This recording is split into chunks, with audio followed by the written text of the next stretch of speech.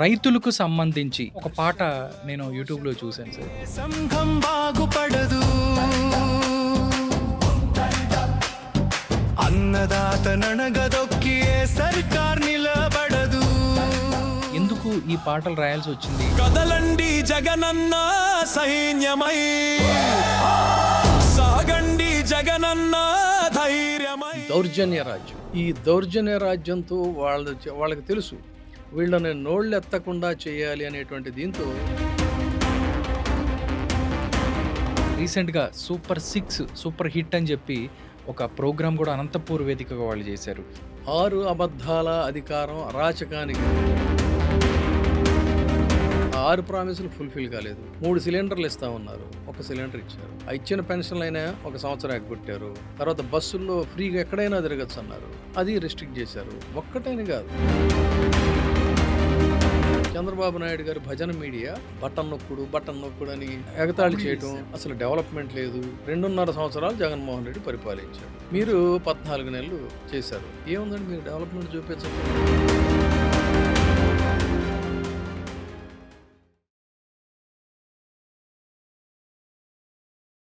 అందరికీ నమస్కారం.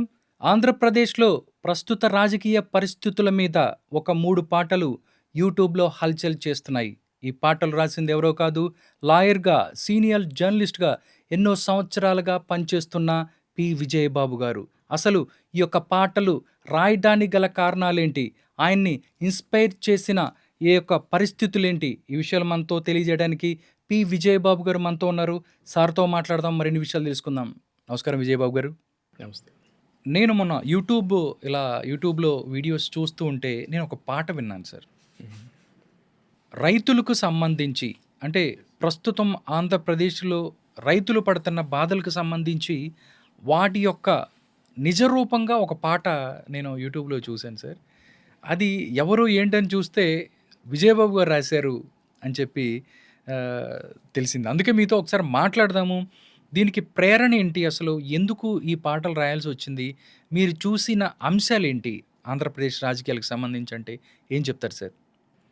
ఆంధ్రప్రదేశ్ రాజకీయాల్లో అంటే పబ్లిసిటీ పరంగా చూసుకుంటే జరుగుతున్నదంతా కూడా ఒక తంతు. దాని బిహైండ్ ది స్క్రీన్ అంటామే మనం. ఆ బిహైండ్ ది స్క్రీన్ ఏంటనేది ప్రజలు ఇప్పుడిప్పుడు అంటే ఆ భ్రమల మబ్బులు అనేటువంటివి మెల్లమెల్లగా విడిపోతున్న నేపథ్యంలో ఎవరైతే ఆశలతో ఒక ఓటేశారో ఆ ఓటు వేసినటువంటి వాళ్ళు మోసపోయామని చెప్పని గ్రహిస్తున్నారు. ఇవాళ మెల్లగా కళ్ళు తెరిచి ఒకటి గ్రహిస్తున్నారు. కానీ అక్కడ జరుగుతున్నది ఏంటంటే దౌర్జన్య రాజ్యం.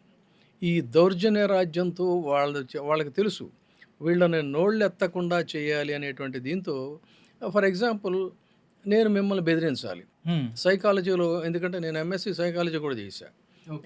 సైకాలజీలో ఒక కాన్సెప్ట్ ఉంటుంది ఏంటంటే, నేను మిమ్మల్ని బెదిరించాలంటే మీ ప్రజెన్స్లో నేను ఇప్పుడు ఆ కెమెరామెన్ ఉంటాడు, ఆయన్ని నేను నోటికి వచ్చినట్టు తిడతా గట్టిగా తిట్టేసేసరికి ఏంటంటే సైకలాజికల్ ఫీలింగు మిమ్మల్ని నేను థ్రెట్ చేయటం అనమాట. థ్రెటనింగ్ స్టైల్ ఉంటుంది, అది ఇండైరెక్ట్‌గా నాకు వార్నింగ్ ఇవ్వటం. సో ఆ రకంగా వాళ్ళు ప్రామిసెస్ చేశారు. ఈ ప్రామిసెస్ అన్ని ఫుల్ఫిల్ చేయలేమని కూడా తెలుసు. సో ఈ క్రమంలో ప్రమాణ స్వీకారానికి ముందు నుంచే ఒక వెంజెన్స్ పాలిటిక్స్ అనేది ఆంధ్రప్రదేశ్లో స్టార్ట్ అయింది. వైసీపీని ఏకకాలంలో అంటే 3 స్టేజెస్లో వైసీపీ గురించి ప్రచారం చేసినటువంటి కార్యకర్తలు, అంటే సోషల్ మీడియా సైన్యం, అదేవిధంగా వైసీపీలో పోటీ చేసినటువంటి అభ్యర్థులు, పిన్నెల్లి రామకృష్ణారెడ్డి వగైరా ఇలాంటి ఎమ్మెల్యేలు, ఇప్పుడు కాకాణి గోవర్ధన్ రెడ్డి, ఒకళ్ళని వాట్ నాట్ ఎవ్రీవన్, అటువంటి వాళ్ళు, ఈ రెండిటికి మధ్యలో క్రియాశీలకంగా వ్యవహరించినటువంటి కార్యకర్తలు, వీళ్ళు కాకుండా వీళ్ళ మాటల్ని మోసేటువంటి వీళ్ళు, ఇలా వీళ్ళందరి మీద కూడా దౌర్జన్యం అనేటువంటిది చేస్తే ఒక టెర్రర్ క్రియేట్ చేయటం. తర్వాత అసలు there is no law and order అంతా కూడా వాళ్ళు చెప్పినట్టుగానే.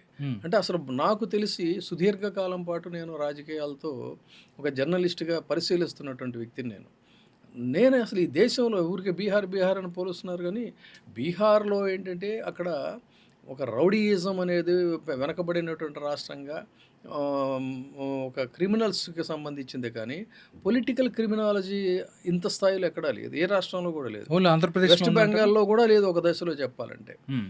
అంత ఆ రకంగా ఒకప్పుడు గ్రేట్ స్కాలర్స్ ఆంధ్రప్రదేశ్ అంటే ఆంధ్రప్రదేశ్లో ఉన్నటువంటి స్కాలర్స్, పొలిటికల్ స్కాలర్స్, కమ్యూనిస్టులు కావచ్చు, కాంగ్రెస్ నాయకులు కావచ్చు, పెద్ద పెద్ద పార్లమెంట్లో గొప్ప పార్లమెంటేరియన్స్ని, గొప్ప పాలిటీషియన్స్ అందించినటువంటి రాష్ట్రం ఇది.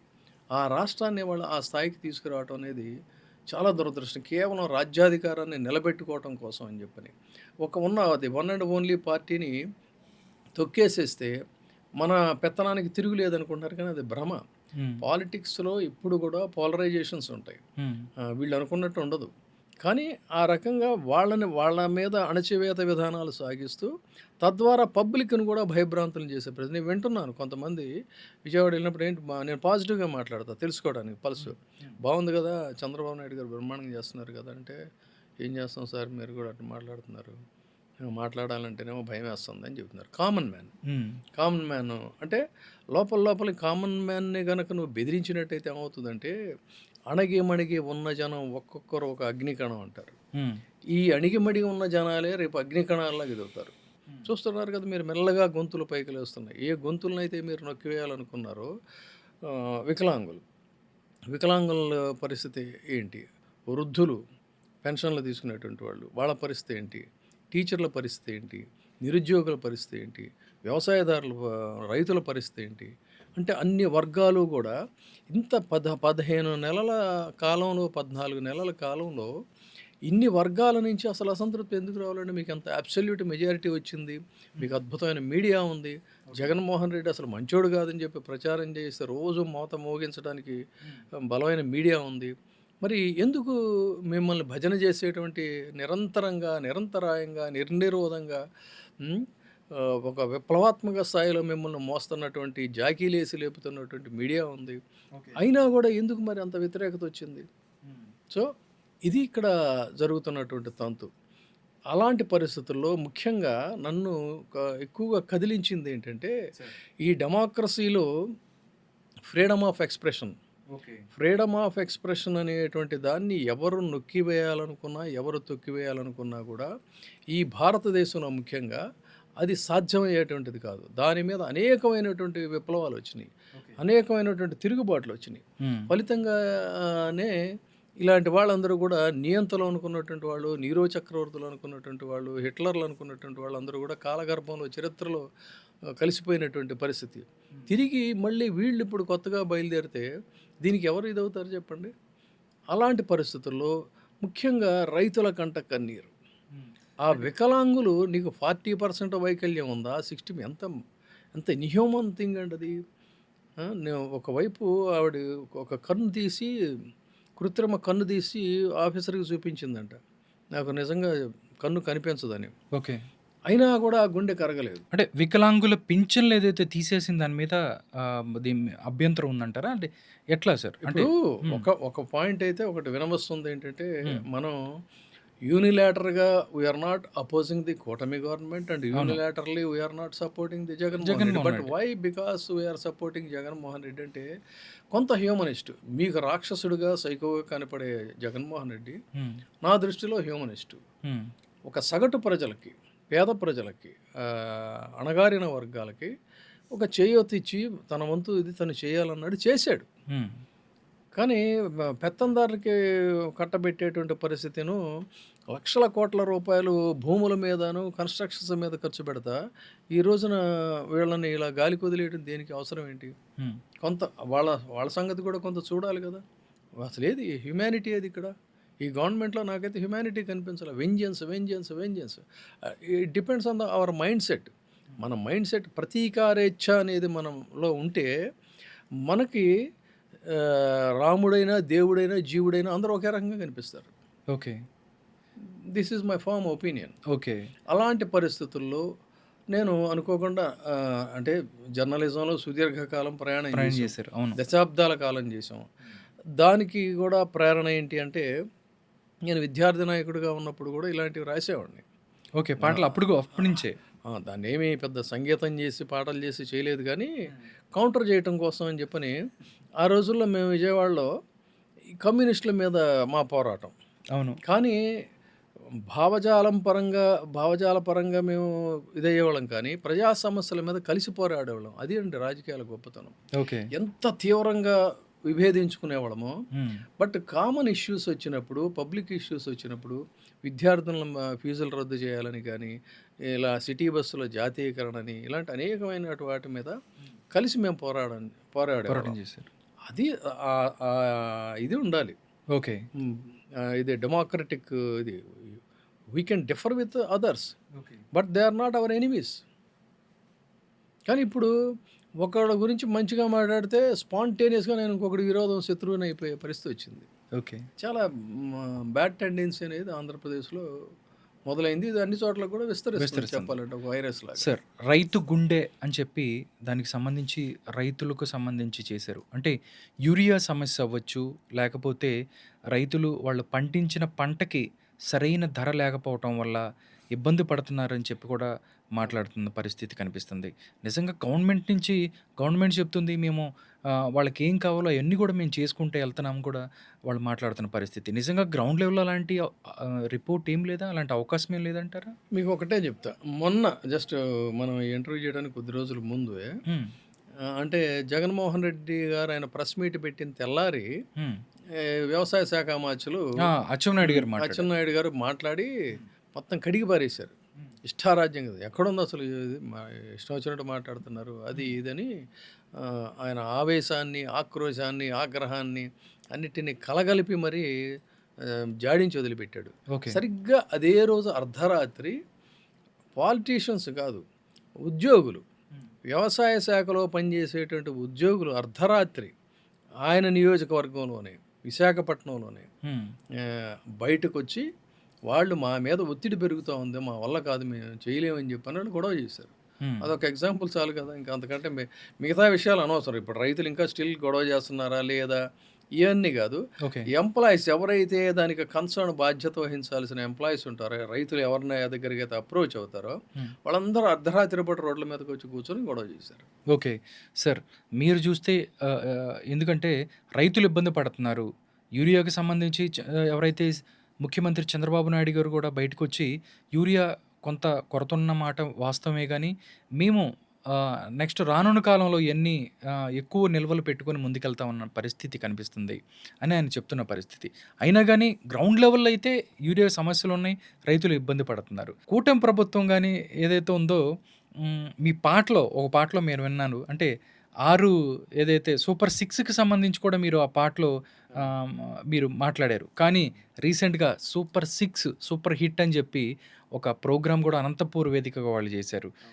నిజంగా ఎలా చూస్తారు సార్ మీరు? అంటే సూపర్ 6కి సంబంధించి కూడా మీరు కొన్ని లైన్స్ రాశారు, అది ప్రజల్లో కూడా వెళ్ళిన పరిస్థితి ఏంటి సార్? దాని మీద మీ అభ్యంతరం ఏంటి? ఎందుకు అది వీళ్ళు వాళ్ళేమో మేము అన్నీ చేసాము, ఆడపిల్లలకి సంబంధించి ఇది ఉచిత బస్సు అన్నారు, దాంతోపాటు పింఛన్లు ఇస్తున్నామని చెప్తున్నారు, ఇవన్నీ కూడా ఇస్తున్నామని చెప్తున్నారు. ఎక్కడ మీకు అది జనాలకి ఇవ్వలేదు అనేది మీరు భావించారు? 6 అబద్ధాల అధికారం అరాచకానికి కాదు. ఇప్పుడు జరుగుతుంది అక్కడ అరాచకం కదా. 6 ప్రామిసులు అయితే చేశారు, ఆ 6 ప్రామిసులు ఫుల్ఫిల్ కాలేదు. చెప్తాను. 3 సిలిండర్లు ఇస్తామన్నారు, ఎన్ని ఇచ్చారు? 1 సిలిండర్ ఇచ్చారు.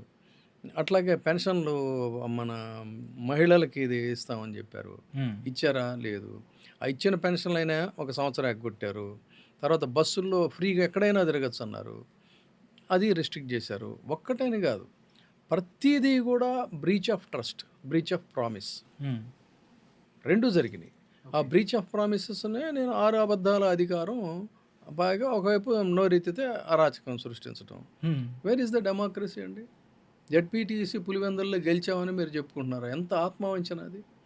వాళ్ళు అంతమంది బయటకు వచ్చి మా ఓటు మేము వేసుకునేవి లేదని చెప్పంటే, ఎక్కడైనా ఫ్రీ అండ్ ఫెయిర్ అనేటువంటిది ఓటింగ్కి నినాదం అది. దాన్ని పూర్తిగా కాలగర్భంలో కలిపేశారు కదా.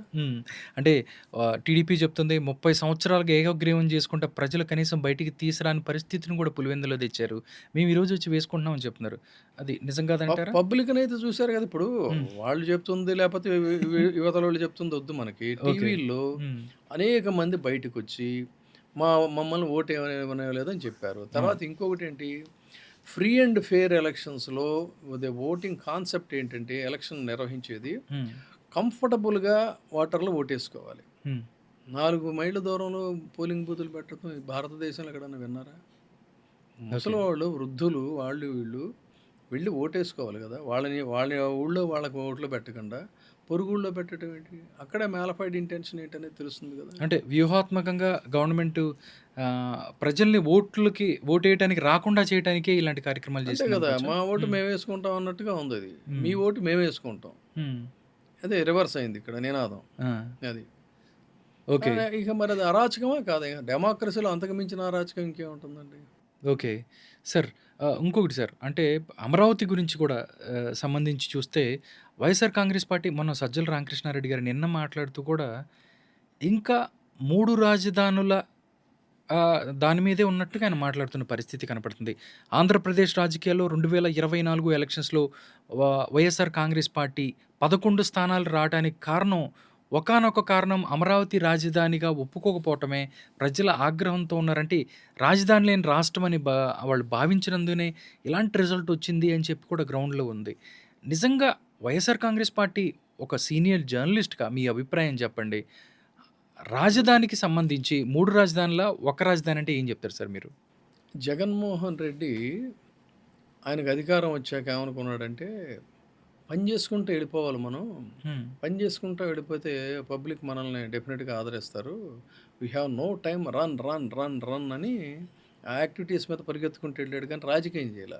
ఓకే. రాజకీయం చేస్తుంటే థింగ్స్ మైట్ హ్యావ్ డిఫరెంట్. హ్మ్. ఎంతసేపు 2 ఏళ్ళు ఆయన చెప్పినట్టుగా కోవిడ్లో పోయింది. హ్మ్. బట్ ఆ 2 ఏళ్ళు కూడా పని చేయలేదంటే అత్యద్భుతంగా మీకు ఈ రోజున భారతదేశంలోనే డేటా తీస్తే ఓకే. కోవిడ్లో ప్రాణ నష్టం జరిగిన అతి తక్కువగా ప్రాణ నష్టం జరిగినటువంటి రాష్ట్రం ఆంధ్రప్రదేశ్. ఓకే. చాలా జాగ్రత్తగా దాన్ని ట్యాకిల్ చేశారు. రిమైనింగ్ లెఫ్ట్ ఓవర్ 3 ఏళ్ళు. 3 ఇయర్స్. ఆ 3 ఏళ్లలో కూడా మిగతా 6 నెలలు పక్కకు తీసేయాలి ఎలక్షన్ వ్యవహారం, ప్రచారాలు దాంట్లో. ముందు. అంటే హార్డ్లీ 2.5 ఇయర్స్. ఈ 2.5 ఇయర్స్లో మెయిన్గా తను ఇచ్చింది ఏంటి? ప్రభుత్వాలు 2 రకాలుగా ఉంటాయి. Okay sir. ఒకటి populistic government, 2 administrative government. Jaganmohan Reddy choose చేసుకుంది పాపులిస్టిక్ గవర్నమెంట్. పాపులిస్టిక్ గవర్నమెంట్ అంటే ఏంటంటే, భారత రాజ్యాంగంలోనే మనకి ఆదేశక సూత్రాల్లో, డైరెక్టివ్ ప్రిన్సిపల్స్లో చాలా ప్రధానమైనటువంటి అంశం ఉంటుంది. ఏంటంటే, సంక్షేమ పథకాలు అమలు చేయాలి ఏ ప్రభుత్వం అయినా అనేటువంటిది రాజ్యాంగంలో పొందుపరిచి ఉంది. కానీ ఆ సంక్షేమ పథకాలు అనేటువంటి దాన్ని ఎవరు కూడా అంత పెద్ద సీరియస్గా తీసుకోవాలి. ఓకే. దాన్ని సీరియస్గా తీసుకుని దశాబ్దాలుగా అట్టడుగునున్నటువంటి వర్గాలు, అణగారిన వర్గాలు, వీళ్ళని మనం ఈ డౌన్ ట్రాడన్ పీపుల్ని కూడా మనం పైకి తీసుకొచ్చి జనజీవన స్రవంతిలో కలిపినట్టయితే అప్పుడు కొంత సమానత్వం ఎదుగుతుంది. ఆ విలేజెస్ డెవలప్ అయితే గాంధీజీ కలల కన్నా గ్రామ స్వరాజ్యానికి కొంత అర్థం, పరమార్థం ఉంటుంది ఓకే. అని చెప్పనే దీంతో ఆ పాపులిస్టిక్ స్కీమ్స్ అనేటువంటిది దీన్ని తీసుకొస్తే దాన్ని ఎగతాళి చేయడం అంటే కడుపు మంట, ఆకలి మంట ఉన్నటువంటి వాడికి ఆకలి బాధ తెలుస్తుంది. కడుపు నిండిన వాడికి ఆకలి మంట ఆ బాధ ఏం తెలుస్తుందండి? అందుకని ఈ సోకాల్డ్ చంద్రబాబు నాయుడు గారు భజన మీడియా బటన్ నొక్కుడు అని ఆ విధంగా కామెడీ చేయడం. చేశారు. తర్వాత అసలు డెవలప్మెంట్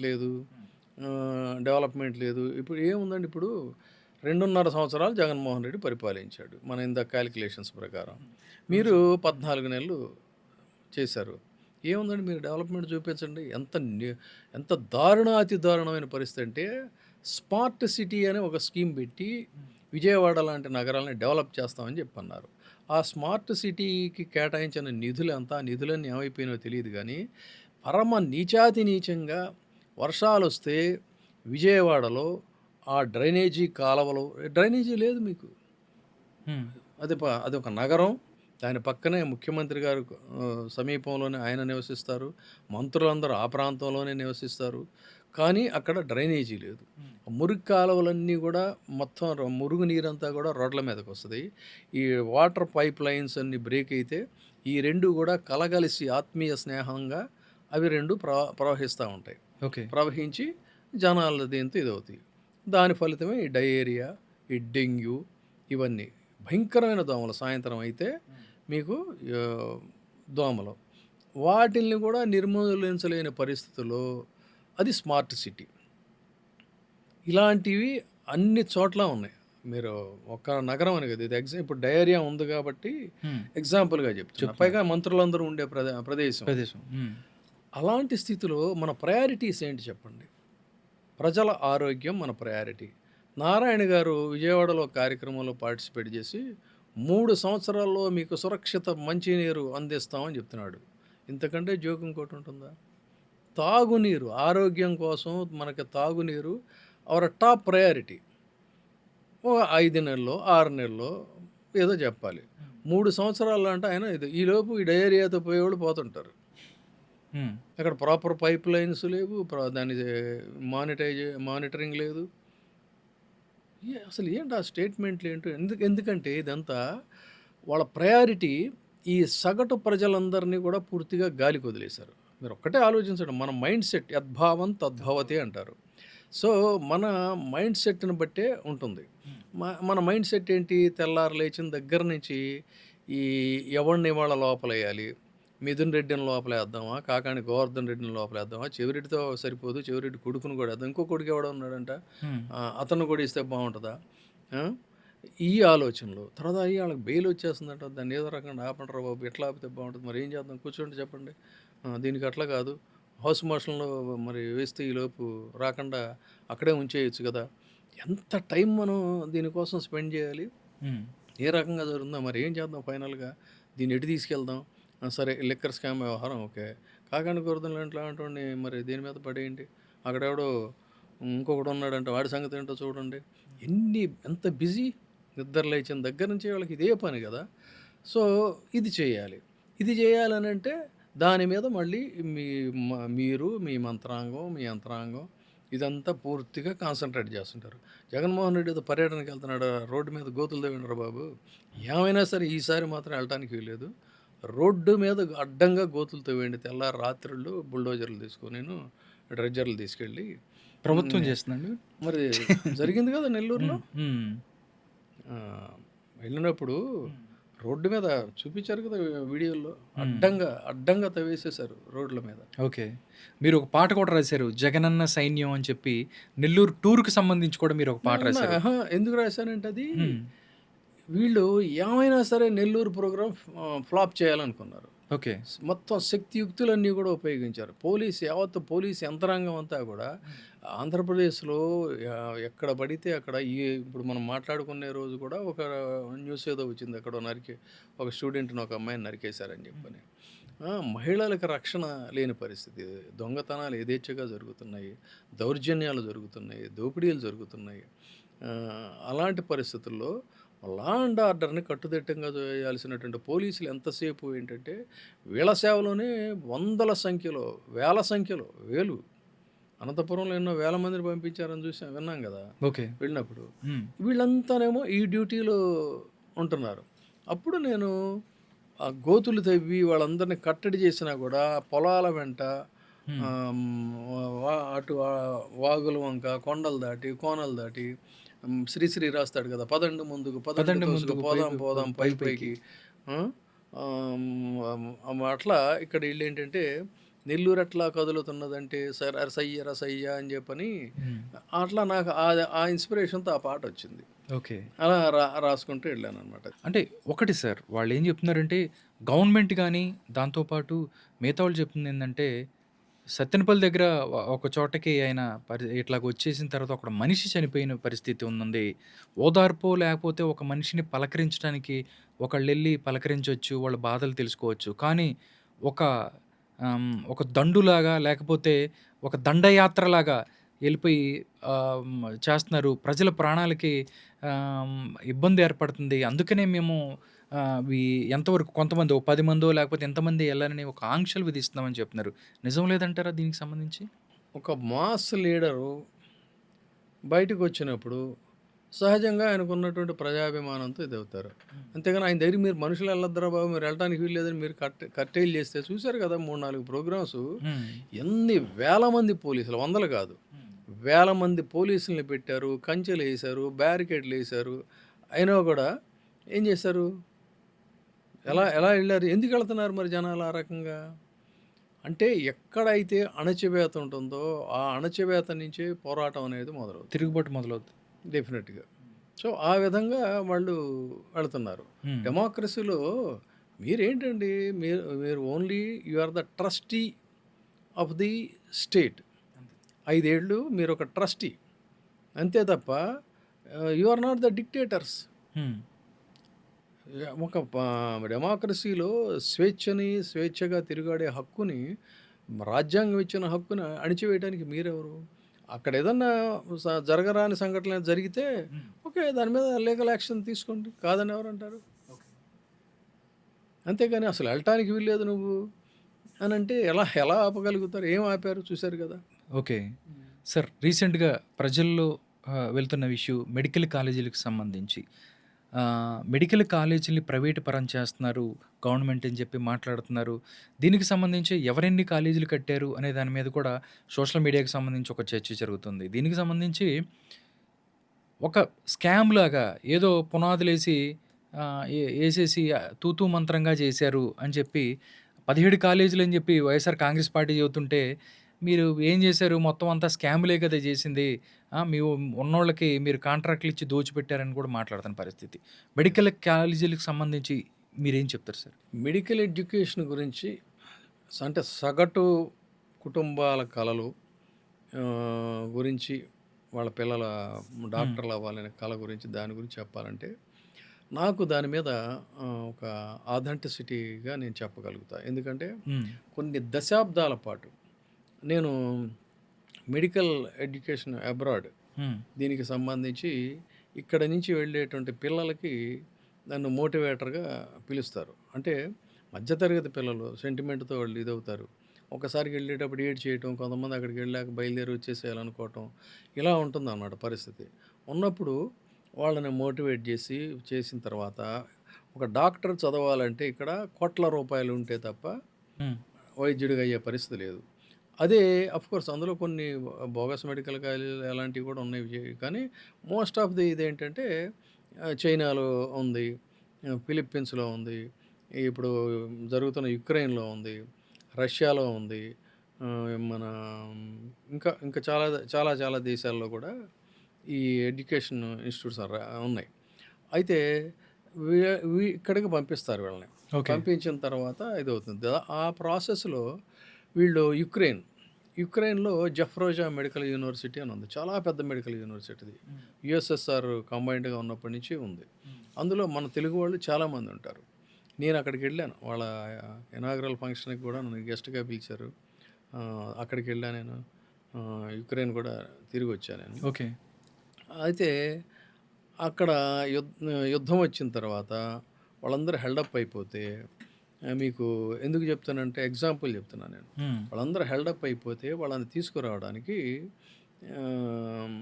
బాధ్యతని ఎట్లా ట్యాకిల్ చేయాలి ఏంటి అనేది మాట్లాడటం కోసం ఆ రోజున జగన్మోహన్ రెడ్డి గవర్నమెంటు, ఇక్కడేమో తెలంగాణ గవర్నమెంట్లో కేసీఆర్ ఉన్నప్పుడు ఇక్కడ కేటీఆర్ని, అక్కడ జగన్మోహన్ రెడ్డిని కన్సల్ట్ చేసి కిషన్ రెడ్డి గారితో మాట్లాడి, అప్పుడు ఈయన బాధ్యతలన్నీ కూడా కిషన్ రెడ్డి గారికి అప్పచెప్పారు మోడీ గారు, వాళ్ళని తెప్పించేటువంటిది. సో ఆ విధంగా వాళ్ళందరూ కూడా ఇక్కడ వీళ్ళు ఒక ఇన్సూరెన్స్ ఇవ్వటం, వీళ్ళకి టికెట్స్ లేకుండా జాగ్రత్తగా చేస్తే అప్పుడు ఆయన మోడీ గారు కిషన్ రెడ్డి గారి నేతృత్వంలో వాళ్ళందరినీ వెనక్కి తీసుకురావటం, ఆ తర్వాత వీళ్ళు కొంత ఇది చేయటం, ఈ దీంట్లో చాలా ఫాస్ట్గా రెస్పాండ్ అయ్యాడు ఆయన జగన్మోహన్ రెడ్డి. అందుకే మొన్న ఈ మధ్య గమనించండి మీరు, ప్రెస్ మీట్ పెట్టినప్పుడు కూడా యుక్రెయిన్ కూడా ప్రస్తావించాడు ఆయన. ఆయనకు తెలుసు వీళ్ళందరూ అసలు ఎందుకు వెళ్తున్నారు ఇంతమంది ఏంటి అనేది. హరీష్ రావు గారితో మాట్లాడాం, హరీష్ రావు గారు చాలా పాజిటివ్గా రెస్పాండ్ అయ్యాడు. ఆ విధంగా ఇవన్నీ it is a long story చెప్పాలంటే, మనకి టైం సరిపోదు. అందుకని దాని బదులు ఇక్కడే మనం మెడికల్ కాలేజీలు ఏర్పాటు చేసినట్టయితే ఈ పిల్లలందరూ ఇక్కడ చదువుకుంటారు. చదువుకున్న తర్వాత ఏంటంటే సగటు ప్రజలకు కూడా వైద్యం అందేటువంటి అవకాశం ఉంటుంది. అప్పుడు కొంత ఈ ఆయన ప్రయారిటీ ఏంటి, విద్య, వైద్యం, రైతు సంక్షేమం, ఇవి కదా ప్రధానంగా తీసుకుంది. ఆ మూడిటికి ప్రయారిటీస్‌లో అసలు భారతదేశంలోనే ఎక్కడా లేనంత స్థాయిలో ఒక్కసారిగా ఇన్ని మెడికల్ కాలేజీలు 17 మెడికల్ కాలేజీలు అని చెప్పని శ్రీకారం చుట్టారు. 17 మెడికల్ కాలేజీల్లో దాదాపుగా చాలా చోట్ల అది దీని గురించి కడపలో ఉన్న దాని గురించి ఎత్తి చూపించారు. రిమ్స్. ఆ! కడపలో ఆల్రెడీ కాలేజీ స్టార్ట్ అయిపోయింది. అడ్మిషన్స్ కూడా అయిపోయాయి. తర్వాత కాలేజీ బిల్డింగ్ అయిపోయింది. ఇదేది నర్సింగ్ బిల్డింగ్ పూర్తయిపోయింది. హ్మ్. ఇంకా మిగతా హాస్టల్‌కి సంబంధించిన బిల్డింగ్‌లు పూర్తయిపోయినాయి. Remaining left over buildings 60% complete అయినాయి. హ్మ్. సో, వాళ్ళు చెప్తున్నారు ఎవరైనా సరే ఎళ్లి చూడొచ్చు అని చెప్పని. అక్కడ ఓన్లీ రాళ్ళేశారు, పునాదులేశారని మాట్లాడుతున్నారు. ఆల్రెడీ క్లాసెస్ రన్ అవుతున్నాయి. చాలా చోట్ల 50%, 40% పూర్తయిపోయిన సందర్భం. హ్మ్. అంతేకాకుండా 50 సీట్లు కావాలి అని చెప్పానంటే 50 సీట్లు కేటాయింపు జరిగితే ఏది మన ఎంఎన్‌సికి, హ్మ్. ఎంఎన్‌సి మెడికల్ కౌన్సిల్ దీనికి సంబంధించి హ్మ్. ఆ 50 సీట్లు మాకొద్దని చంద్రబాబు నాయుడు గారు లెటర్ రాయటం ఏంటండి? ఎవరైనా కేంద్ర ప్రభుత్వం నుంచి మనకు కావాల్సింది బార్గెయిన్ చేసుకుంటాం. హ్మ్. అలాంటిది బార్గెయినింగ్ కాదు. వద్దని రాశాడు ఈయన. వద్దని రాశాడంటేనే ఆయన మైండ్‌లో ఆల్రెడీ దీన్ని ప్రైవేటైజ్ చేయాలి అనేటువంటిది ఉంది. అయితే ఇక్కడ మీకు ఇంకొక ఆసక్తికరమైన చెప్తాను. మీకు కావాలంటే మీకు ఇది కూడా పంపిస్తాను నేను సరే. క్లిప్స్. జగన్మోహన్ రెడ్డి గారు రిజర్వేషన్స్‌కి సీట్స్ అలాట్మెంట్‌లో వాళ్ళేదో డెసిషన్ తీసుకుంటే అదిగో ఎస్సీ, ఎస్టీలకి అన్యాయం జరిగిపోతా ఉంది. సీట్ల కేటాయింపులో ఇది అమ్ముకుందామని చెప్పి అనుకుంటున్నారు. హ్మ్. ఈ సీట్లు అమ్మేసుకుందాం అనుకుంటున్నారు అది అన్నాడు. జగన్మోహన్ రెడ్డి కొన్ని సీట్లు అమ్ముకుంటున్నాడని పెద్ద హెడ్డింగ్ పెట్టి తాటికి అంత అక్షరాలతో రాశారు. సీట్లు అమ్ముకుంటున్నాడని. హ్మ్. అసలు మొత్తం కాలేజీలు అమ్ముకుంటుంటే మాట్లాడరేంటి? ప్రైవేటీకరణ పీపీపీ అని చెప్పి కాలేజీలు రాయరే అమ్ముకుంటున్నారు మరి? ఇప్పుడు. హ్మ్. ఎకరం 2,00,00,000 ఖరీదు చేసేటువంటి దీన్ని ఎకరం అతి స్వల్పమైనటువంటి దీనికి కారు చౌకగా 30 సంవత్సరాలు కట్టబెడతంటే మరి దాని మీద అది కనిపించలేదా మీకు? అది రాయలేదా? అంటే how these people manipulating the facts అనే దానికి హ్మ్. ఈ ఒక ఎగ్జాంపుల్ చాలు. There are so many examples. Sir, వాళ్ళు చెప్తున్నారు ఎందుకంటే ప్రభుత్వ రంగ సంస్థలకు సంబంధించి దాన్ని సరిగ్గా చేయలేనప్పుడు ఆహ్, ప్రైవేట్‌కి దాన్ని తీసుకొచ్చి ప్రజలకి మంచి చేయాలి, లేకపోతే ఆహ్, రాష్ట్రాన్ని ముందుకు తీసుకెళ్లాలనే భాగంగానే ఇవన్నీ కొత్త పద్ధతులు మేము తీసుకొస్తా ఉంటే, దీంట్లోనే రంధ్రాన్వేషణ చేస్తున్నారు. దీనికి సంబంధించి అని చెప్పి మాట్లాడుతున్న పరిస్థితి. దీనికి ఏం చెప్తారు సార్ దీన్ని? అసలు ప్రభుత్వం చేయలేని పనిని ప్రైవేట్ వ్యక్తులు చేస్తారా? ఎంత దారుణమైన పరిస్థితి అండి ఇది. హ్మ్. మరి ప్రభుత్వం పని చేయాలన్నప్పుడు జస్ట్ యూ రిజైన్ అండ్ హ్మ్. Leave everything. చేయగలిగిన వాళ్ళు వస్తారు చేసుకుంటారు. మరి ప్రజలు మీకెందుకు అధికారం ఇచ్చారు? మీరు చేస్తారని కదా. ఓకే. మీరు మేము చేయలేము ప్రైవేట్ వ్యక్తులకి ఇస్తామంటే అంటే ఏమవుతుంది మళ్ళీ still you are encouraging the haves and have nots. హ్మ్. ఏ డెమోక్రసీలో బేసిక్ పాలసీ ప్రిన్సిపల్ ఏంటంటే ఒక సమానత్వం, ఓకే. Right to equality.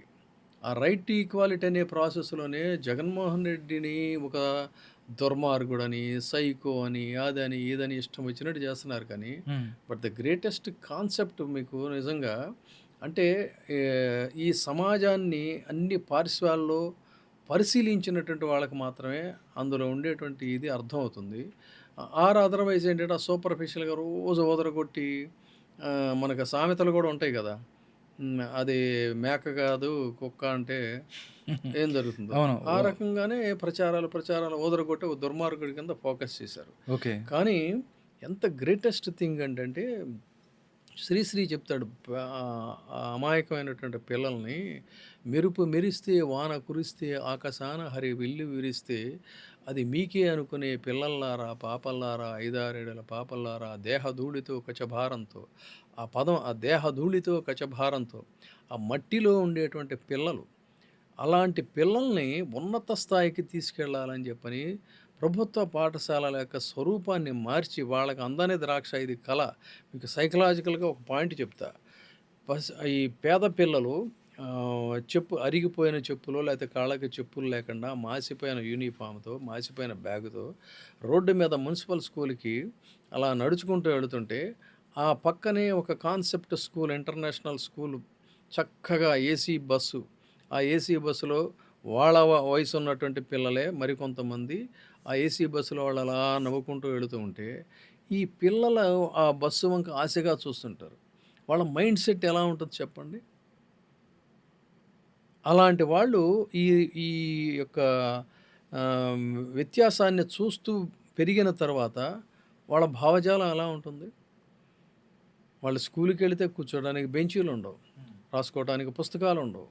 పెన్సిలుండదు. లేదు కష్టపడి పంపిస్తే తినడానికి భోజనం ఉండదు. అలాంటి పిల్లల్ని అద్భుతంగా మేము సైతం అన్నట్టుగా వాళ్ళని తీర్చిదిద్దేటువంటి విధంగా పాఠశాలల్ని అత్యద్భుతంగా తీర్చిదిద్ది వాళ్ళు మంచి పౌష్టికాహారాన్ని వాళ్ళకి అందించి చదువుకుంటుంటే ఇంతకంటే విప్లవాత్మకమైనటువంటి చర్య ఇంకేముంటుంది? నిజంగా హి ఈజ్ ఎ గుడ్ సమరిటన్‌గా చూడాలి. అలాంటి వ్యక్తిని పట్టుకొని సైకో అని చెప్పి రాస్తారు వీళ్ళు. కూటమి ప్రభుత్వానికి సంబంధించి కూటమి ప్రభుత్వం ఏర్పడటానికి ప్రధాన కారణం పవన్ కళ్యాణ్ అనే ఒక వ్యక్తి. కూటమిని తీసుకురావటానికి దానికి సంబంధించి టీడీపీని కలుపుకొని తద్వారా బీజేపీని కూడా తీసుకొచ్చి కూటమిని నిలబెట్టాడు అని చెప్పి మాట్లాడుకుంటున్న పరిస్థితి. ఎవరైతే మీరు కాపులకు సంబంధించి మీరు చూసుకున్నట్టయితే రంగా గారితో కూడా మీరు కలిసి పనిచేశారు. మీరంతా విజయవాడకి సంబంధించి ఎన్నో అంటే యునైటెడ్ ఇండిపెండెన్స్ దగ్గర నుంచి కూడా మీరు విద్యార్థి పోరాటాల్లో కూడా బయటకొచ్చారు. కాపు యువత అంతా పవన్ కళ్యాణ్‌లో రంగాను చూసుకుంటుందని చెప్పి కూడా కొంతమంది జన సైనికులు మాట్లాడుతున్న పరిస్థితి. ఏకీభవిస్తారా మీరు? ఒక దశలో నేను కూడా అలాగే అనుకున్నా. ఆ! కానీ ఆయన్ని దగ్గర నుంచి చూసిన తర్వాత ఆ! ఎందుకంటే ఇద్దరిని నేను దగ్గర నుంచి చూసినోడిని. అవును. అయితే ఈయన్ని కంటే కూడా నాకు చిరంజీవి గారితో నాకు ఎక్కువ అనుబంధం ఉంది. అనుబంధం ఉంది. హ్మ్. ఆయన్ని ఈ రోజుకి కూడా నేను గౌరవిస్తాను, అభిమానిస్తాను. హ్మ్. అందులో ఏమీ ఇది లేదు. అట్లా అనుకున్నా నేను కూడా. కానీ అందులో నేను పూర్తిగా హ్మ్. డిఫర్ అవుతాను. డిఫర్ అవుతారు. తర్వాత ఎందుకండి? ఏంటంటే వాట్ ఈజ్ రంగా గారు? అంటే రంగా గారు కొన్ని వాయిస్ మనం విన్నట్టయితే ఆయన కాపునాడులో మనం ఎవరి దయాదాక్షిణ్యాల మీద బతకనవసరం లేదు. మన కాళ్ళ మీద మనం నిలబడుతున్నాము. మనం ముందుకెళ్ళాలి అని చెప్పి దానికి సంబంధించి కాపు యూత్ అంతా దానికి సంబంధించి ఆ రీల్స్ కూడా చాలా ఉంటది. అట్లాగే పవన్ కళ్యాణ్‌కి సంబంధించి కూడా ఒక అడ్మైర్ చేస్తున్న పరిస్థితి ఉంది. అంటే ఎందుకు మనం మీరలా చూడలేకపోతున్నారంటే ఏం చెప్తారు మీరు? అదే ఆఫ్‌కోర్స్ తనకి కావాల్సినంత అడ్మిరేషన్ ఉంది. హ్మ్. మాస్ ఫాలోయింగ్ ఉంది. యూత్ ఫాలోయింగ్ ఉంది. అందులో నేనేమి హ్మ్. కాదంటలేదు. కాకపోతే ఏంటంటే బట్ ఈయన రంగా గారి వ్యవహారం ఎంటైర్‌లీ డిఫరెంట్ అండి. హ్మ్. ఎందుకంటే తను ఒక కాపుల కోసమని కాదు. హ్మ్. ఇప్పుడు నేను చెప్తున్నట్టుగా డౌన్ ట్రాడన్ పీపుల్ కోసం అహరహం హ్మ్. పనిచేసిన వ్యక్తి. ఓకే. అసలు తను చనిపోయిన నేపథ్యం కూడా అదే కదా! అవును. వాళ్ళ కోసం వీళ్ళ పట్టాల కోసం ఆయన కూర్చున్నాడు. ఆ గిరిపురం అనేటువంటి దాంట్లో ఎక్కువగా ఎస్సీలు, ఎస్టీలే ఉంటారు. హ్మ్. వాళ్ళంతా కూడా వాళ్ళ కోసం అని చెప్పని తను నిరంతరం ఆ ప్రభుత్వం వెంటాడుతూ ఉంటే తనకి బాగా తెలుసు తన పరిస్థితి. తెలిసినప్పుడు కొంతమంది సలహా ఇచ్చారు కూడా. ఇప్పుడు పరిస్థితులు బాగోలేదు. ఏదన్నా బెంగుళూరు గానీ, ఎక్కడికైనా వెళ్ళిపోయి కొంతకాలం హైదరాబాద్ గానీ వెళ్ళిపోయి ఉంటే మంచిదని. బట్ స్టిల్ అయినా సరే వెళ్ళి వాళ్ళ కోసం ఆందోళన చేస్తా, అక్కడ రోడ్డు మీద కూర్చొని ధర్నా చేస్తా, ఆ తర్వాత ఆ కార్యక్రమాన్ని నిరాహార దీక్షకి షిఫ్ట్ అయిన పరిస్థితి. ఓకే. అంతే తప్ప తను నిరంతరం కూడా అణగారిన వర్గాల కోసం, నేను కాపులనే పేరుని పేరు. మెన్షన్ చేయను. హ్మ్. అణగారిన వర్గాల కోసమే పనిచేశాడు. అణగారిన వర్గాలు కూడా ఆయన వెంట ఒక కాపులు మాత్రమే లేరు. అణగారిన వర్గాలు కూడా ర్యాలీ అయ్యాయి. చాలామంది ఒకళ్ళు హ్మ్. కాదు ఉన్నారు. కాబట్టి ఇప్పుడు ఎన్ని సంవత్సరాలు అయిందండి, ఎన్ని దశాబ్దాలు అయినా అయింది గాని ఆయన మనిషి. గురించి మనం మాట్లాడుకుంటున్నాం. మరి వాళ్ళ మనుషులు అంటే ఆ జెన్యూనిటీ, సిన్సియారిటీ అనేది కనుక ఉంటే హ్మ్. అలా ఉంటుంది. తర్వాత ఇంకోటి ఏంటంటే భావసారూప్యం అనేది ఒకటి ఉంటుంది. హ్మ్. ఆ భావసారూప్యం ఉన్న పార్టీ వ్యక్తులు మాత్రమే కలవగలుగుతారు. సైన్స్‌లో కూడా ఇది నేను చెప్పేది సోషల్ ఆస్పెక్ట్‌లో. హ్మ్. బట్ సైన్స్‌లో కూడా ఏంటంటే సజాతి రాసులు ఆకర్షించుకొనును, విజాతి రాసులు వికర్షించుకొనును వికర్షించుకుంటాయి. అనేది సైన్స్ సూత్రం కూడా. సో, ఆ కైండ్ ఆఫ్ కాంబినేషన్స్ అనేవి ఉంటేనే కరెక్టు. ఆ కాంబినేషన్ కరెక్ట్ కాదనే దీంట్లోనే నేను డిఫర్ అయ్యాను నేను. ఓకే. ఎందుకంటే దశాబ్దాల కాలంగా ఆంధ్రప్రదేశ్ రాజకీయాలు ఆ విధంగానే నడిచాయి. హ్మ్. అయితే maybe it is an experiment. So, ఇప్పుడు ఒక ప్రయోగం చేశారు. జనం కూడా ఆదరించారు. హ్మ్. ఆదరించిన తర్వాత how the Jana Sainiks are quite comfortable with the కూటమి అనేది వాళ్ళని అడిగితే వాళ్ళే చెప్తారు. మనం అంటే మీ మీ అభిప్రాయం లేరంటారా? ఉంటే మంచిదే. ఉన్నారేమో మరి వాళ్ళు. హ్మ్. ఎందుకంటే నేను ఈ మధ్య ఆయన ఎవరో బొలిశెట్టి సత్య హ్మ్. హ్మ్. ఇలాంటి వాళ్ళు కొంతమంది స్టేట్మెంట్స్ చూస్తున్నాం. కొన్ని చోట్ల జన సైనికుల యొక్క హ్మ్. ఘర్షణ అన్న కానీ సంఘర్షణ చూస్తున్నాం. ఓకే. ఇవన్నీ చూస్తున్నప్పుడు కాలం నిర్ణయిస్తుంది. Okay. Let us wait and see. 2000 ఇప్పుడు మీకు ఇదేం పెద్ద ఘన విజయం అని నేనైతే అనుకోవట్లేదండి. సరే. ఇప్పుడు వాళ్ళు జగన్మోహన్ రెడ్డి 11 సీట్లకి పరిమితం అయిపోయి ఉండొచ్చు. వీళ్ళు అనూహ్యంగా 165 లేకపోతే ఇంకా అంతకు మించిన దీంట్లోనో వీళ్ళు విక్టరీ సాధించి ఉండొచ్చు. హ్మ్. కానీ నేను ఒక ఎగ్జాంపుల్ చెబుతా. హ్మ్. అసలు తిరుగులేనటువంటి బలమైన శక్తిగా ఉన్న కాంగ్రెస్ పార్టీని హ్మ్. జనతా అనేటువంటి ఒక జనతా పార్టీ. పార్టీ హ్మ్. జయప్రకాష్ నారాయణ గారి సంపూర్ణ విప్లవం అనేటువంటి ఒక నినాదంతో హ్మ్. ఆల్ పార్టీస్ అన్నీ కూడా ఏకమై భారతదేశంలో తిరుగులేని కాంగ్రెస్ పార్టీని మట్టి కరిపించాయి. అత్యద్భుతమైనటువంటి ఘన విజయాన్ని సాధించింది. ఆ సాధించిన తర్వాత ఏమైంది ఆ కూటమి? జనతా పార్టీ తర్వాత కనుమరుగైపోయిందంటారా? ముక్క చెక్కలైపోయింది. ఏ ఇందిరాగాంధీనైతే జనం చీకొట్టారో, ఈసడించుకున్నారో, తిరిగి ఆమెకే మళ్ళీ అనూహ్యమైన రీతిలో పట్టం కట్టారు. అందులో ముందడుగు వేసిన రాష్ట్రం ఏదంటే ఆంధ్రప్రదేశ్, తర్వాత కర్ణాటక. హ్మ్. అత్యద్భుతమైనటువంటి ఘన విజయాన్ని సాధించింది. ఓకే. ఇందిరాగాంధీని ఆ ఎమర్జెన్సీ అనేటువంటి దాన్ని పక్కన పెడితే మిగతా ఆస్పెక్ట్స్లో రీసెంట్గా పాకిస్తాన్తో జరిగిన యుద్ధంలో కూడా ఇందిరని ఆహా ఓహో అని చెప్పిన జనాలు జేజేలు కొట్టారు. సో అట్లా ప్రతి మనిషిలో కొన్ని బలహీనతలు ఉంటాయి, కొంత బలం ఉంటుంది. హ్మ్. బేసిక్గా అన్నట్టు ఈ కొన్ని పోలరైజేషన్స్ ఉంటాయి. ఓకే. అలాంటి పోలరైజేషన్ ఆంధ్రప్రదేశ్లో జరిగింది. మేబీ సర్టన్లీ దానికి పవన్ కళ్యాణ్ కొంత ఇనిషియేషన్ తీసుకోవటం, ఆ తర్వాత కాంబినేషన్స్, ఆ తర్వాత ఏంటంటే ఇన్సైడ్ జరిగిన వాటిల్లో ఈయన జగన్మోహన్ రెడ్డి గారు రిలక్టెంట్గా ఉండటం మేబీ, ఓకే. తర్వాత ప్రాక్టికాలిటీకి కొంత దూరంగా ఉండి ఆయన వ్యవహరించటం, ఇవన్నీ కూడా వాళ్ళకి ఒక కలిసి వచ్చింది.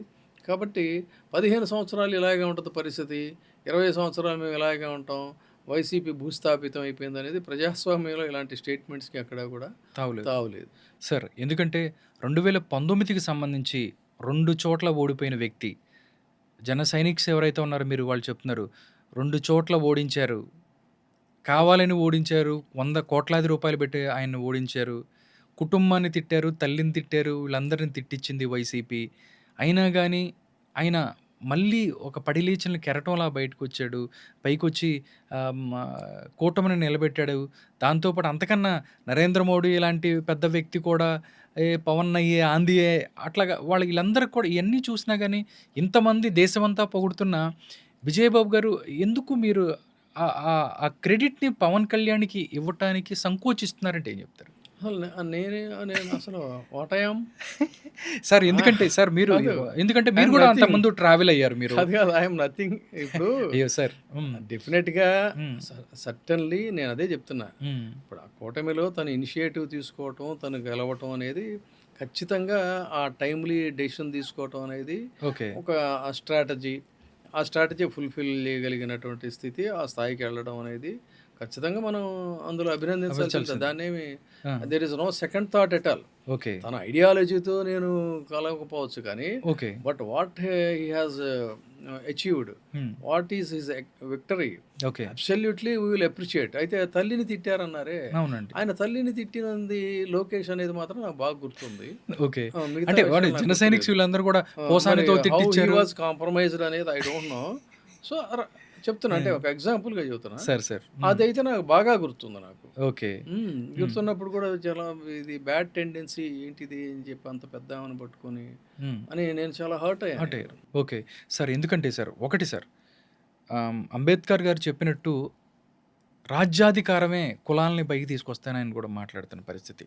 అంటే తక్కువ కులాలు అవ్వచ్చు, లేకపోతే ఎప్పుడు రాజ్యాధికారం లేని కులాలు ఏదైతే ఉన్నాయో రాజ్యాధికారం రావాలని. ఎందుకంటే కాపులు దగ్గరగా 15% వరకు ఆంధ్రప్రదేశ్లో ఉన్నారు. కమ్మలు, రెడ్లు వీళ్ళందరూ కూడా వాళ్ళు చేశారు. మా సామాజిక వర్గం నుంచి ఒకళ్ళు అవ్వాలి అని చెప్పి రంగా గారిని అందరూ ఆ కోణంలో చూసుకున్నారు, దేవుళ్ళలాగా భావించిన పరిస్థితి కనిపిస్తుంది. కానీ ఆ దిశగా కాపులకి సంబంధించి ముఖ్యమంత్రిగా ఎవరూ లేకపోవటానికో, లేకపోతే పవన్ కళ్యాణ్ రూపంలో ఒక ఆయన వచ్చారని చెప్పి కొంతమంది అనుకుంటున్న పరిస్థితి. 29లో కొంతమంది ముందుకెళ్ళి ఆయనే ముఖ్యమంత్రి కాబోతున్నారు అని కూడా మాట్లాడుతున్న పరిస్థితి. నిజంగా అలాంటి పరిస్థితి ఆంధ్రప్రదేశ్లో ఉందా అంటే ఏం చెప్తారు సార్? ఇప్పుడు రాజ్యాధికారం అంటే నా ఉద్దేశంలో కమ్యూనిటీకి సంబంధించిన వ్యక్తి ఒక ముఖ్యమంత్రి అవటం కాదు. ఆ కమ్యూనిటీ అన్ని రంగాల్లో ఫ్లరిష్ అవ్వాలి. ఓకే. ఆ ఫ్లరిష్ అవ్వాలి ఏంటంటే వాళ్ళు కీలకమైనటువంటి స్థానాల్లో వాళ్ళు ఉండాలి. ఫర్ ఎగ్జాంపుల్ మనం కమ్మాస్ని తీసుకుందాం. కమ్మాస్లో ఒక యూనిటీ అనేది ఉంది. వాళ్ళు కాంగ్రెస్ పార్టీలతో సెయిల్ చేశారు. అయితే వాళ్ళకంటూ ఒక ఎగ్జిస్టెన్స్ ఉండాలని చెప్పని ఎన్జి రంగా గారు ఒక పార్టీ పెట్టాడు ఆయన. ఓకే. వాళ్ళ కమ్యూనిటీ వాళ్ళే చాలామంది ఆయన వెనక సెయిల్ అయ్యారు, కానీ అది అసలు ఏమాత్రం కూడా క్లిక్ అవ్వలేదు. కాకపోతే కాంగ్రెస్ పార్టీలో వాళ్ళు కీలకమైనటువంటి స్థానాల్లో ఉంటూ వచ్చారు. ఆ విధంగా వాళ్ళు స్ట్రెంగ్తన్ అయ్యారు. స్ట్రెంగ్తన్ అయ్యి పొలిటికల్గా కానీ, వ్యవసాయ పరంగా కానీ, ఇండస్ట్రియల్ పరంగా కానీ, సినిమా పరంగా కానీ, ఎడ్యుకేషన్ పరంగా కానీ, ఇట్లా అన్ని శాఖల్లో కూడా వాళ్ళు విస్తరించుకుంటూ ఒక సింహభాగాన్ని వాళ్ళు సంపాదించుకుంటూ వచ్చారు. దాన్ని ఖచ్చితంగా కూడా మనం అభినందించవచ్చు. తదనంతర కాలంలో ఎన్టీ రామారావు గారు పార్టీ పెట్టాక ఇక వాళ్ళ యొక్క ప్రస్థానానికి తిరుగు లేకుండా పోయింది. అయిపోయింది. అయితే కాపుల ప్రస్థానం అనేది వచ్చినప్పుడు ఏంటంటే శివశంకర్ గారు అవును. నిజానికి ఆయన అన్నీ కలిసి వచ్చి ఉంటే రాష్ట్రానికి ముఖ్యమంత్రి ఏంటి, ఆయన భారత ప్రధాని అయ్యి ఉండేవాడు. భారత ప్రధాని అవ్వాల్సినటువంటి వ్యక్తి ఆయన. న్యాయశాస్త్రంలో అత్యద్భుతమైనటువంటి మేధావి. ఇందిరాగాంధీ గారు ఆయన సలహాలు తీసుకునేటువంటి పరిస్థితి. అక్కడ పొలిటికల్ ఈక్వేషన్స్లో కొంత తేడా వచ్చి ఆ తర్వాత పివి నరసింహారావు గారికి అవకాశం దక్కింది. ఆయన కూడా గొప్ప రాజనీతిజ్ఞుడు, అందులో సందేహం లేదు. అలా అయితే ఆయన ఏం చేశాడంటే చాలామంది యంగ్స్టర్స్ని, కాపుల్ని, ఇప్పుడు వాళ్ళు ఎవరైతే ప్రముఖ సీనియర్ నాయకుల కింద ఉన్నారో ఆ కమ్యూనిటీలో వాళ్ళందరికీ కూడా తొలుత అవకాశం ఇచ్చినటువంటి వ్యక్తి శివశంకర్ గారు. సో అక్కడ ఒక స్టెప్ వాళ్ళు ముందడుగేశారు. ఆ తర్వాత రాజశేఖర రెడ్డి గారి ఇది వచ్చినప్పుడు రాజశేఖర రెడ్డి గారు సింహభాగంలో ఎక్కువగా కాపుల్ని ఆయన ఎంకరేజ్ చేయటం, ఎక్కువగా వాళ్ళ మీద ఆయన డిపెండ్ అవటం అనేది జరిగింది. అంటే ఒక సెకండ్ స్టెప్ ఇంకొంచెం ఇదిగా వచ్చారు. అక్కడి నుంచే ఇది మొదలైంది. ఎస్, మనం కూడా ఒక రాజ్యాధికారం కావాలి అది ఇదని అనుకున్నప్పుడు చిరంజీవి గారు పార్టీ పెట్టారు. But due to some reasons ఆయన ఇదైనప్పుడు దాన్ని కూడా వ్యతిరేకించాల. తనని తిట్టినా ఏం చేసినా కూడా వాళ్ళకి మనకి భావజాల పరంగా మనకి అనుకూలమైనటువంటి ఇదని ఆయన దగ్గరికి తీసుకోవటం, నెగోషియేట్ చేసి చిరంజీవి గారికి కేంద్రంలో మంత్రి పదవి చేయటం, ఆ ఎమ్మెల్యేలందరినీ తను ఎమర్జీ చేసుకోవటం జరిగింది. అంటే అక్కడ ఒక ట్యూన్ అయ్యారు. ఇందాక నేను భావసారూప్యం ఉన్నది అదనమాట. ఓకే. అలా జరిగింది. తదనంతర కాలంలో జగన్మోహన్ రెడ్డి గారు కూడా అదే రకంగా చాలా ప్రయారిటీ ఇచ్చారు. ఇప్పుడు ఈ రోజున కూడా వైసీపీలో వాయిస్ ఎవరిది చెప్పండి? ప్రధానంగా ఎంత ఎక్కువ మంది ఉన్న వాయిస్ ఎవరిది ఉంది అక్కడ? ఒక బొత్స సత్యనారాయణ కావచ్చు, ఒక నాని కావచ్చు, ఒక అంబటి రాంబాబు కావచ్చు, అంత క్వైట్ కంఫర్టబుల్గా ఇది మనదే అనుకోని వాళ్ళు మాట్లాడుతున్నారు కదా. సో ఇక్కడ రాజ్యాధికారం అంటే అదే రకంగా ఆయన గవర్నమెంట్లో కూడా చాలామంది ఐఏఎస్ ఆఫీసర్స్ ఉన్నారు, ఐపీఎస్లో ఉన్నారు. అంటే ఇక్కడ రాజ్యాధికారం ఏంటంటే పర్టికులర్ కమ్యూనిటీ అంటే వెనకబడినటువంటి దశాబ్దాలుగా వెనకబడిన కమ్యూనిటీ, ఎక్కువ మంది ఉన్న కమ్యూనిటీ పైకి రావాలనేది పాయింట్. అంతేగా తప్ప ఏదేమైనా సరే మీరేం మాట్లాడద్దు, నా వరకు నేను క్వైట్ కంఫర్టబుల్గా ఉన్నాను అని అంటే ఆ కమ్యూనిటీ ఎక్కడ డెవలప్ అవుతుంది మీకు? ఓకే. ఏది దామాషా ప్రకారంగా వాళ్ళకి రావాల్సిన వాటా వాళ్ళకి రావాలి, వాళ్ళకి జరగాల్సిన న్యాయం వాళ్ళకి జరగాలి. ఓకే. అలాంటిది ఏమైనా ఉందా ఇక్కడ? ఇది పేరుకే కూటమి తప్ప, బట్ పెత్తనమంతా టీడీపీదే కదా. అది అందులో ఇక్కడ జస్టిఫికేషన్ ఎక్కడ ఉంది సార్? ఇంకోటి ఏంటంటే కాపులందరూ కూడా బాధపడిన విషయం ఏంటంటే, ఎవరైతే మనందరం మీరు కానీ మిగతా వాళ్ళు కానీ దేవుడు పేద ప్రజల ఆశ జ్యోతి అంటూ మనం రంగా గారిని అనుకుంటూ ఉంటాము. వాళ్ళ తనయుడు ఎవరైతే ఉన్నారో ఆయన తెలుగుదేశం పార్టీ వైపు, వాళ్ళ వైపు ఆకర్షితులవుతాం. ఇంకా చూస్తే రాజ్యసభ లేకపోతే ఎమ్మెల్సీనో లేకపోతే మంత్రి చేస్తానని కూడా మాట్లాడుతున్న పరిస్థితి. అంటే చాలామంది అంటారు ఎన్టీ రామారావు గారి అధికారంలో ఉన్నప్పుడు ఆయన హత్య జరిగింది, దాంట్లో చంద్రబాబు నాయుడు గారి ప్రధాన పాత్ర ఉంది, దాంతోపాటు కోడెల శివప్రసాద్ గారు వీళ్ళందరూ కూడా ఉన్నారు అని తెలిసిన అయినా కానీ ఆయన అటువైపు ఎందుకు వెళ్ళాడనే బాధ చాలామంది మాట్లాడుతున్నప్పుడు నేను గ్రహించిన పరిస్థితి. ఎందుకు ఇలా జరిగింది అంటే ఏం చెప్తారు సార్ నిజంగా? ఇప్పుడు మీరే వేసిన ప్రశ్నలోనే కాంట్రాడిక్టరీ. ఆయన ఎందుకు వెళ్ళాడు అన్నారు, మరి ఈయన ఎందుకు వెళ్ళాడు? పవన్ కళ్యాణ్ గారా?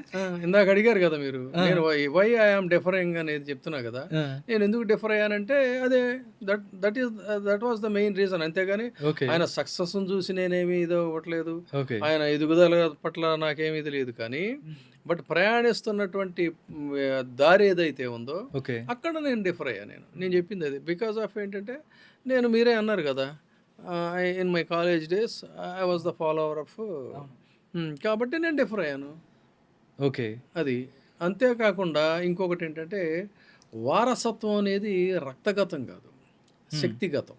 హ్మ్. వారసత్వం ఎప్పుడు రక్తగతంగా, ఇప్పుడు అంటే మనకేంటంటే తరతరాలుగా మనం ఈ బ్రిటిషర్స్ బానిసత్వంలో బతికాం కాబట్టి మనలో ఇంకా జీన్స్ ఉండుంటాయి.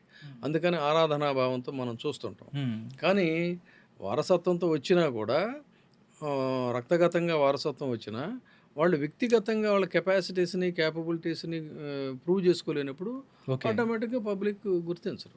అది పాప ఆయనకున్న ఇబ్బందులు ఏంటో నాకు తెలియదు కదా, నేను నెగిటివ్ కామెంట్ అయితే నేను చేయను. మీరు చేయరు. Okay sir.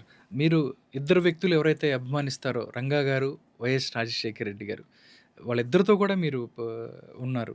అంటే ఏంటి సార్ వాళ్ళ స్నేహం ఎలా ఉండేది? ఎందుకంటే వైఎస్ఆర్ కాంగ్రెస్ పార్టీలో రాధాబాబు ఉన్నారు. తర్వాత బయటకొచ్చిన పరిస్థితి. అక్కడ ఏం జరిగింది ఏంటి పక్కన పెడితే, చాలామంది ఇంకొక రకం కూడా వైసీపీ దగ్గర నుంచి టీడీపీ సోషల్ మీడియా అవ్వచ్చు, టీడీపీ పార్టీ అవ్వచ్చు, అసలు రంగాన్ని చంపించిందే రాయలసీమ రెడ్లో, లేకపోతే రంగా అనే వ్యక్తి కాంగ్రెస్‌లో పైకొచ్చి ముఖ్యమంత్రి అవుతాడు అని తెలిసి ఇదంతా చేశాను కూడా, ఇది ఇంకొక రకమైనటువంటి అటాక్. ఏం చెప్తారు సార్? ఆళ్ళ యొక్క అనుబంధం, దానికి సంబంధించి ఏం మాట్లాడతారు మీరు? వాళ్ళ అనుబంధం అయితే చాలా అద్వితీయమైన అనుబంధం అండి. హ్మ్. తనకి ఏ కష్టం వచ్చినా కూడా వెంటనే రెక్కలు కట్టుకొని హైదరాబాద్ నుంచి వచ్చేవాడు ఆయన. దానికి కూడా ఆధారాలు ఇప్పుడు మీకు గూగుల్కి వెళ్తే చాలా ఫోటోలు ఉంటాయి. అంటే ఆయన అప్పుడు నిరాహార దీక్ష నిరాదీక్ష చేస్తున్నప్పుడు ఇప్పుడు కానీ, వైఎస్ఆర్ గారు yes, అక్కడే yes, ఉన్నారు. ఆయన హ్మ్. వచ్చేవాడు, రోసయ్య కేశవరావు గారు గారు కూడా ఉన్నారు అక్కడ. రోసయ్య గారు వచ్చేవాడు, కేశవరావు గారు వచ్చేవారు, వీళ్ళంతా కూడా.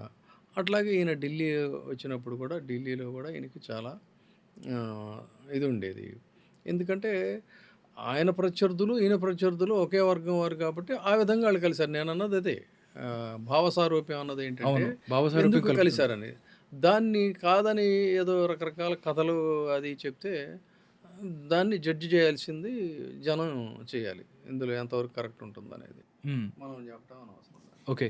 2029కి సంబంధించి సార్ ఎలక్షన్‌కి సంబంధించి అంటే టూ ఎర్లీ అయినా గానీ తెలుగుదేశం పార్టీ గానీ మిగతా వాళ్ళు చెప్తున్నారు. జగన్మోహన్ రెడ్డి అయిపోయింది, పని అయిపోయింది. వైఎస్ఆర్ కాంగ్రెస్ పార్టీ పని అయిపోయింది.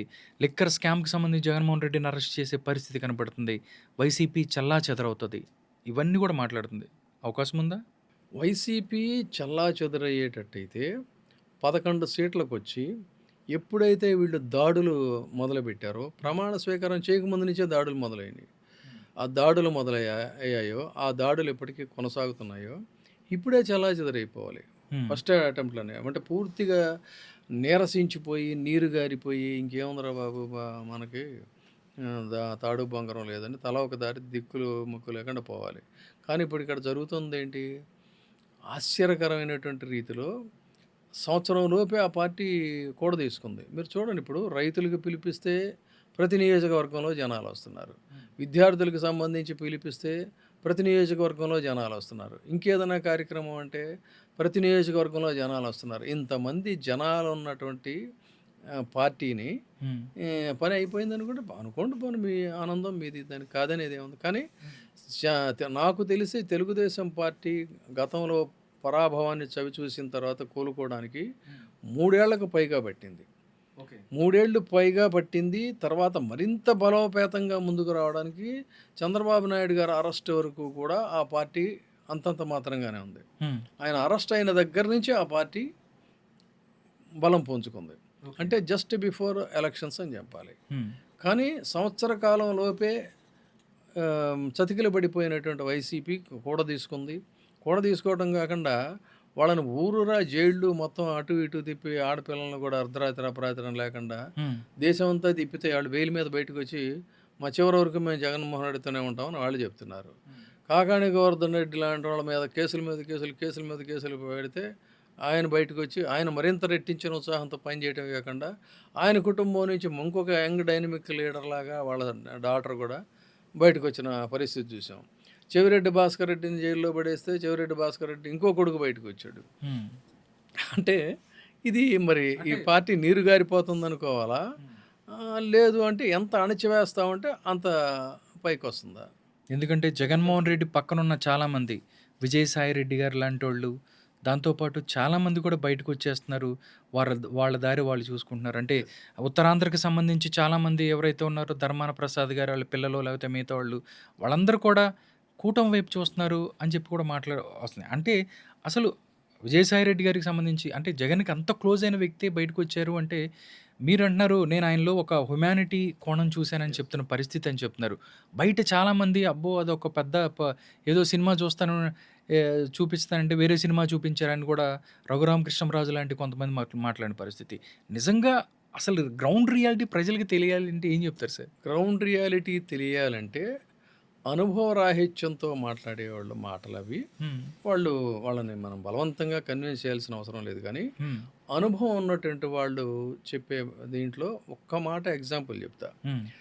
ఇందిరాగాంధీ ఎమర్జెన్సీ తర్వాత ఆమెని పూర్తిగా ఒంటరి చేసేసారు. ఇది రాష్ట్ర రాజకీయాలని జాతీయ రాజకీయాల్లో ఎగ్జాంపుల్ చెప్తున్నారు. అంతకు మించిన ఇంకా ఎగ్జాంపుల్ ఇంకోటి ఉండదు. పూర్తిగా ఒంటరి చేయటమే కాకుండా ఆ పార్టీ నుంచి ఆమెను ఎక్స్పెల్ చేశారు. కాంగ్రెస్ పార్టీ నుంచి బహిష్కరించారు. బహిష్కరించడమే కాకుండా ఇంకా చాలా దారుణంగా నిందించారు. మొత్తం తనతో పాటు ఉన్నటువంటి వాళ్ళంతా కూడా ఇందిర అంటే ఇండియా, ఇండియా అంటే ఇందిరా అన్న బారు అలాంటి వాళ్ళతో సహా అందరూ కూడా ఆమెని వ్యతిరేకించారు. అలాంటి పరిస్థితులు ఒంటరిగా అయిపోయిన తర్వాత మళ్ళీ తిరిగి పుంజుకొని ఆంధ్రప్రదేశ్లో అనూహ్యమైనటువంటి విజయం, కర్ణాటకలో అద్భుతమైనటువంటి విజయం, అక్కడి నుంచి ఇందిరా కాంగ్రెస్ అనే పార్టీ పెట్టి ఆ ఇందిరా కాంగ్రెస్తో అంచెలంచెలుగా వచ్చి ఏ జనతా ప్రభుత్వం అయితే కుప్పకూలిపోయిన తర్వాత తిరిగి మళ్ళీ తను రాజ్యాధికారాన్ని చేపట్టాక తనని వ్యక్తిగతంగా అతి పరుషంగా నిందించినటువంటి నాయకులందరూ కూడా తిరిగి మళ్ళీ ఆమె దగ్గరికి వెళ్ళారు. ఎంతమంది ఎలా వెళ్ళారంటే అల్టిమేట్ చెప్తా నేను, ఆ కాంగ్రెస్ పార్టీలో మిగిలినటువంటి దాన్ని రెడ్డి కాంగ్రెస్ అనేవాళ్ళు. అంటే ఆ పార్టీ అధ్యక్షుడు అప్పుడు కాసు బ్రహ్మానందరెడ్డి గారు. ఆ బ్రహ్మానందరెడ్డి గారు కూడా మళ్ళీ ఈమె దగ్గరకు వచ్చి ఈమె పార్టీలో చేరారు. ఏ చెన్నారెడ్డి గారు అయితే ఆమెని విపరీతంగా నిరసించాడో ఆ చెన్నారెడ్డి గారు కూడా వచ్చి ఆమె పార్టీలో చేరారంటే then what is Vijayasai Reddy and others చెప్పండి. అలాంటి సిచ్యువేషన్ ఆంధ్రప్రదేశ్లో మళ్ళీ ఆమె ఏం చేసింది, ఇందిరా కాంగ్రెస్ ని మొత్తం కూడా పూర్తిగా బలోపేతం చేసి ఈ రోజు నుంచి ఇది ఇందిరా కాంగ్రెస్ కాదు, ఇదే జాతీయ కాంగ్రెస్ అని మళ్ళీ దాన్ని జాతీయ కాంగ్రెస్ అని తనేంటనేది ప్రూవ్ చేసుకుందాం. పాలిటిక్స్ లో అలా ఉంటాయి అంతే తప్ప ఇప్పుడు తాత్కాలికంగా ఉన్నటువంటి ప్రజెంట్ సిచ్యువేషన్స్ చూసి పాలిటిక్స్ లో anything May happens and anything may happen at any time. ఖచ్చితంగా పోలరైజేషన్స్ ఉంటాయి. ప్రతి 5 సంవత్సరాలకి ఒక పోలరైజేషన్ ఉంటుంది. అదైతే నేను చెప్తున్నా. నేను ఒక పొలిటికల్ సైన్స్లో నేను పీజీ చేశా, కాన్స్టిట్యూషనల్ లాలో నేను పీజీ చేశా. విద్యార్థి దశ నుంచి రాజకీయాలను దగ్గర నుంచి అన్ని కోణాల్లో పరిశీలించిన వ్యక్తిగా చెప్తున్నా నేను. కాబట్టి ఇవి ఏంటంటే ఇప్పుడు చూసినటువంటి వాళ్ళకి సూపర్ఫిషియల్గా ఇది అనిపిస్తుంది.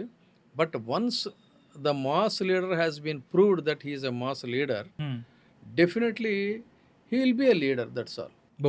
సార్, టీడీపీ కూడా చెప్తుంది. వాళ్ళు ఏం చెప్తున్నారంటే జగన్మోహన్ రెడ్డి అనే వ్యక్తి అసెంబ్లీకి రావట్లేదు, పులివెందులకు ఉప ఎన్నిక రాబోతుంది. ఎందుకంటే అక్కడ కూడా చాలామంది 11 మంది ఎవరైతే ప్రజలు ఎన్నుకొని వాళ్ళ యొక్క సమస్యల్ని అసెంబ్లీ వేదికగా మాట్లాడతారనుకుంటే వాళ్ళందరూ రావట్లేని పరిస్థితి, పులివెందులకు ఉప ఎన్నిక రాబోతుంది అని కూడా కొంతమంది సోషల్ మీడియాలో వార్తలు వస్తున్న పరిస్థితి. నిజంగా అలాంటి అవకాశం ఏమైనా ఉంది సార్? ఎట్టి పరిస్థితుల్లో పులివెందులకు ఉప ఎన్నిక రాదు, పాయింట్ నెంబర్ 1. అండ్ అసెంబ్లీ అనేటువంటిది సభా సంప్రదాయాల ప్రకారంగా నడిచినట్టయితే, సభా గౌరవ మర్యాదలు కనుక ఉన్నట్లయితే, ప్రొసీజరల్గా కనుక ఉన్నట్లయితే, ఒక సురేష్ రెడ్డి లాంటి స్పీకరు సభకి వన్నె తెచ్చినటువంటి స్పీకర్స్ ఇంకా గతంలో నారాయణరావు గారు అనే వాళ్ళని ఇప్పుడు వాళ్ళకి తెలియదు కానీ చాలామంది ఉన్నారు. ఆ విధంగా ఉంటే ఆ సభకి ఒక గౌరవం ఉంటుంది. రోడ్డు మీద పోలీసులను పట్టుకొని పచ్చి బూతులు తిడతా అమ్మ బూతులు తిట్టేవాళ్ళు వీళ్ళు వాళ్ళని తీసుకెళ్ళి స్పీకర్లాగా కూర్చోబెడితే ఆ సభలో జరిగే సమస్యలు ఏంటి? ఎంతసేపు 24 గంటలు జగన్మోహన్ రెడ్డి గురించి మాట్లాడటం, వాళ్ళని హెకల్ చేయటం, అవమానించటం, దాంతో వీళ్ళు ఎంజాయ్ చేయటం, అది అయిపోయిన తర్వాత స్కిట్లేసి ఎంజాయ్ చేయటం. అంటే అదే చెప్తున్నా, వాళ్ళ మైండ్ సెట్ అలా ఉంది. సో ఇది దేనికది చెప్పండి? ఆ సభా సంప్రదాయాలేనా అవి? ఒక గౌరవం, పాడు, మర్యాద లేనప్పుడు అసలు వెళ్ళాల్సిన అవసరం ఏముంది?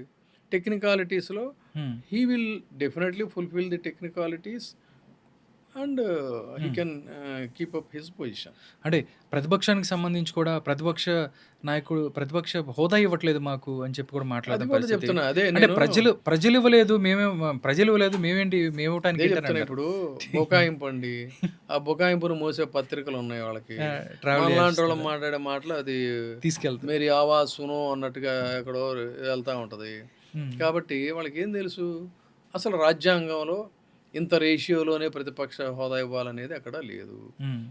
ఓన్లీ థింగ్ ఏంటంటే ఆ పర్సంటేజ్ అనేది కూడా ఒక ఇఫ్ ఇట్ ఈస్ దేర్ ఏమని పెట్టారంటే, ఇప్పుడు కమ్యూనిస్టులు ఉన్నారు, ఉభయ కమ్యూనిస్టులు వాళ్ళ కూటమిగా పోటీ చేశారు. వాళ్ళకు 11 సీట్లు వచ్చినాయి, వైసీపీకో 11 సీట్లు వచ్చినాయి.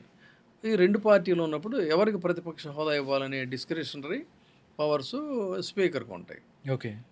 అంతే తప్ప అసలు అక్కడ ఏమి మిగతా పార్టీలకు పొజిషనే లేనప్పుడు ఉన్న అది వన్ అండ్ ఓన్లీ పార్టీ 11 సీట్లు వచ్చినాయా, 10 సీట్లు వచ్చినాయా, 3 సీట్లు వచ్చినాయా అన్నా కూడా ప్రతిపక్ష హోదాని ఇది వస్తుంది. This has been already proved in case of Delhi assembly. ఢిల్లీలో బీజేపీకి తగినంత బలం లేకపోయినా కూడా కేజ్రీవాల్ ప్రతిపక్ష హోదా ఇచ్చాడు. అట్లాగే పార్లమెంట్లో వాజ్పేయి గారు ఉన్నప్పుడు అక్కడ కూడా ప్రతిపక్ష హోదా అనేటువంటిది ఇచ్చిన సందర్భం ఉంది. సో ఇవన్నీ ఉన్నాయి. ఉన్నా కూడా ఏంటంటే ఇది అడ్డగోలు బుకాయింపు. అసలు వాటి గురించి మాట్లాడుకోవడం కూడా వేస్ట్. అంటే 2029 ఎలక్షన్లో మళ్ళీ అధికారంలోకి రావాలంటే వైఎస్ఆర్ కాంగ్రెస్ పార్టీకి సంబంధించి ఏదన్నా అంటే 29లో జరిగిన నష్టాలు అంటే 24లో ఏదైతే వీళ్ళు ఎక్కడైతే ఇబ్బంది పడిన పరిస్థితి ఉందో అంటే రకరకాల ఉన్నాయి. ల్యాండ్ టైటిలింగ్ యాక్ట్ అని చెప్పారు, లేకపోతే మిగతా ఈ ప్రత్యేక హోదా నేను తీసుకొస్తాను ఇటు అని మాట్లాడారు. మొత్తానికి నాకు అర్థమైంది. ఒకటే పాయింట్ చెప్తా నేను. వాళ్ళ క్యాలిక్యులేషన్ వీళ్ళ ఇది కూడా చెప్తున్నాను. ది ఫస్ట్ అండ్ ఫార్మోస్ట్ ఏంటంటే Jaganmohan Reddy should revise all the things and he has to correct himself. Okay. ఆ పనిలోనే ఉన్నాడు ఆయన. ఓకే. అన్నాడు కదా, ఇప్పుడు కొన్ని నేను చెప్పిన చేసి మేము చెప్పుకోలేకపోయినా అన్నాడు. నిజంగా పెద్ద రియలైజేషన్ అది. సో అది లేట్గా గమనించిన పరిస్థితి. తర్వాత ఏంటి, కార్యకర్తలతో ఫస్ట్ అసలు ఇమీడియట్ తిరిగి తను కూడా తీసుకుంటున్నప్పుడే చెప్పింది ఏంటంటే కార్యకర్తలను నెగ్లెక్ట్ చేశాను నేను. కార్యకర్తలతో he confessed himself, he realized himself undoubtedly and is correcting himself. కాబట్టి డెఫినెట్గా దాన్ని విస్తృత స్థాయిలో చేసి నియోజకవర్గాల వారీగా కూడా వాళ్ళు సమీక్షించుకుంటున్నారు. కేడర్కి టాప్ ప్రయారిటీ అని చెప్పి అన్నారు. సో ఆ ప్రాసెస్ జరుగుతుంది.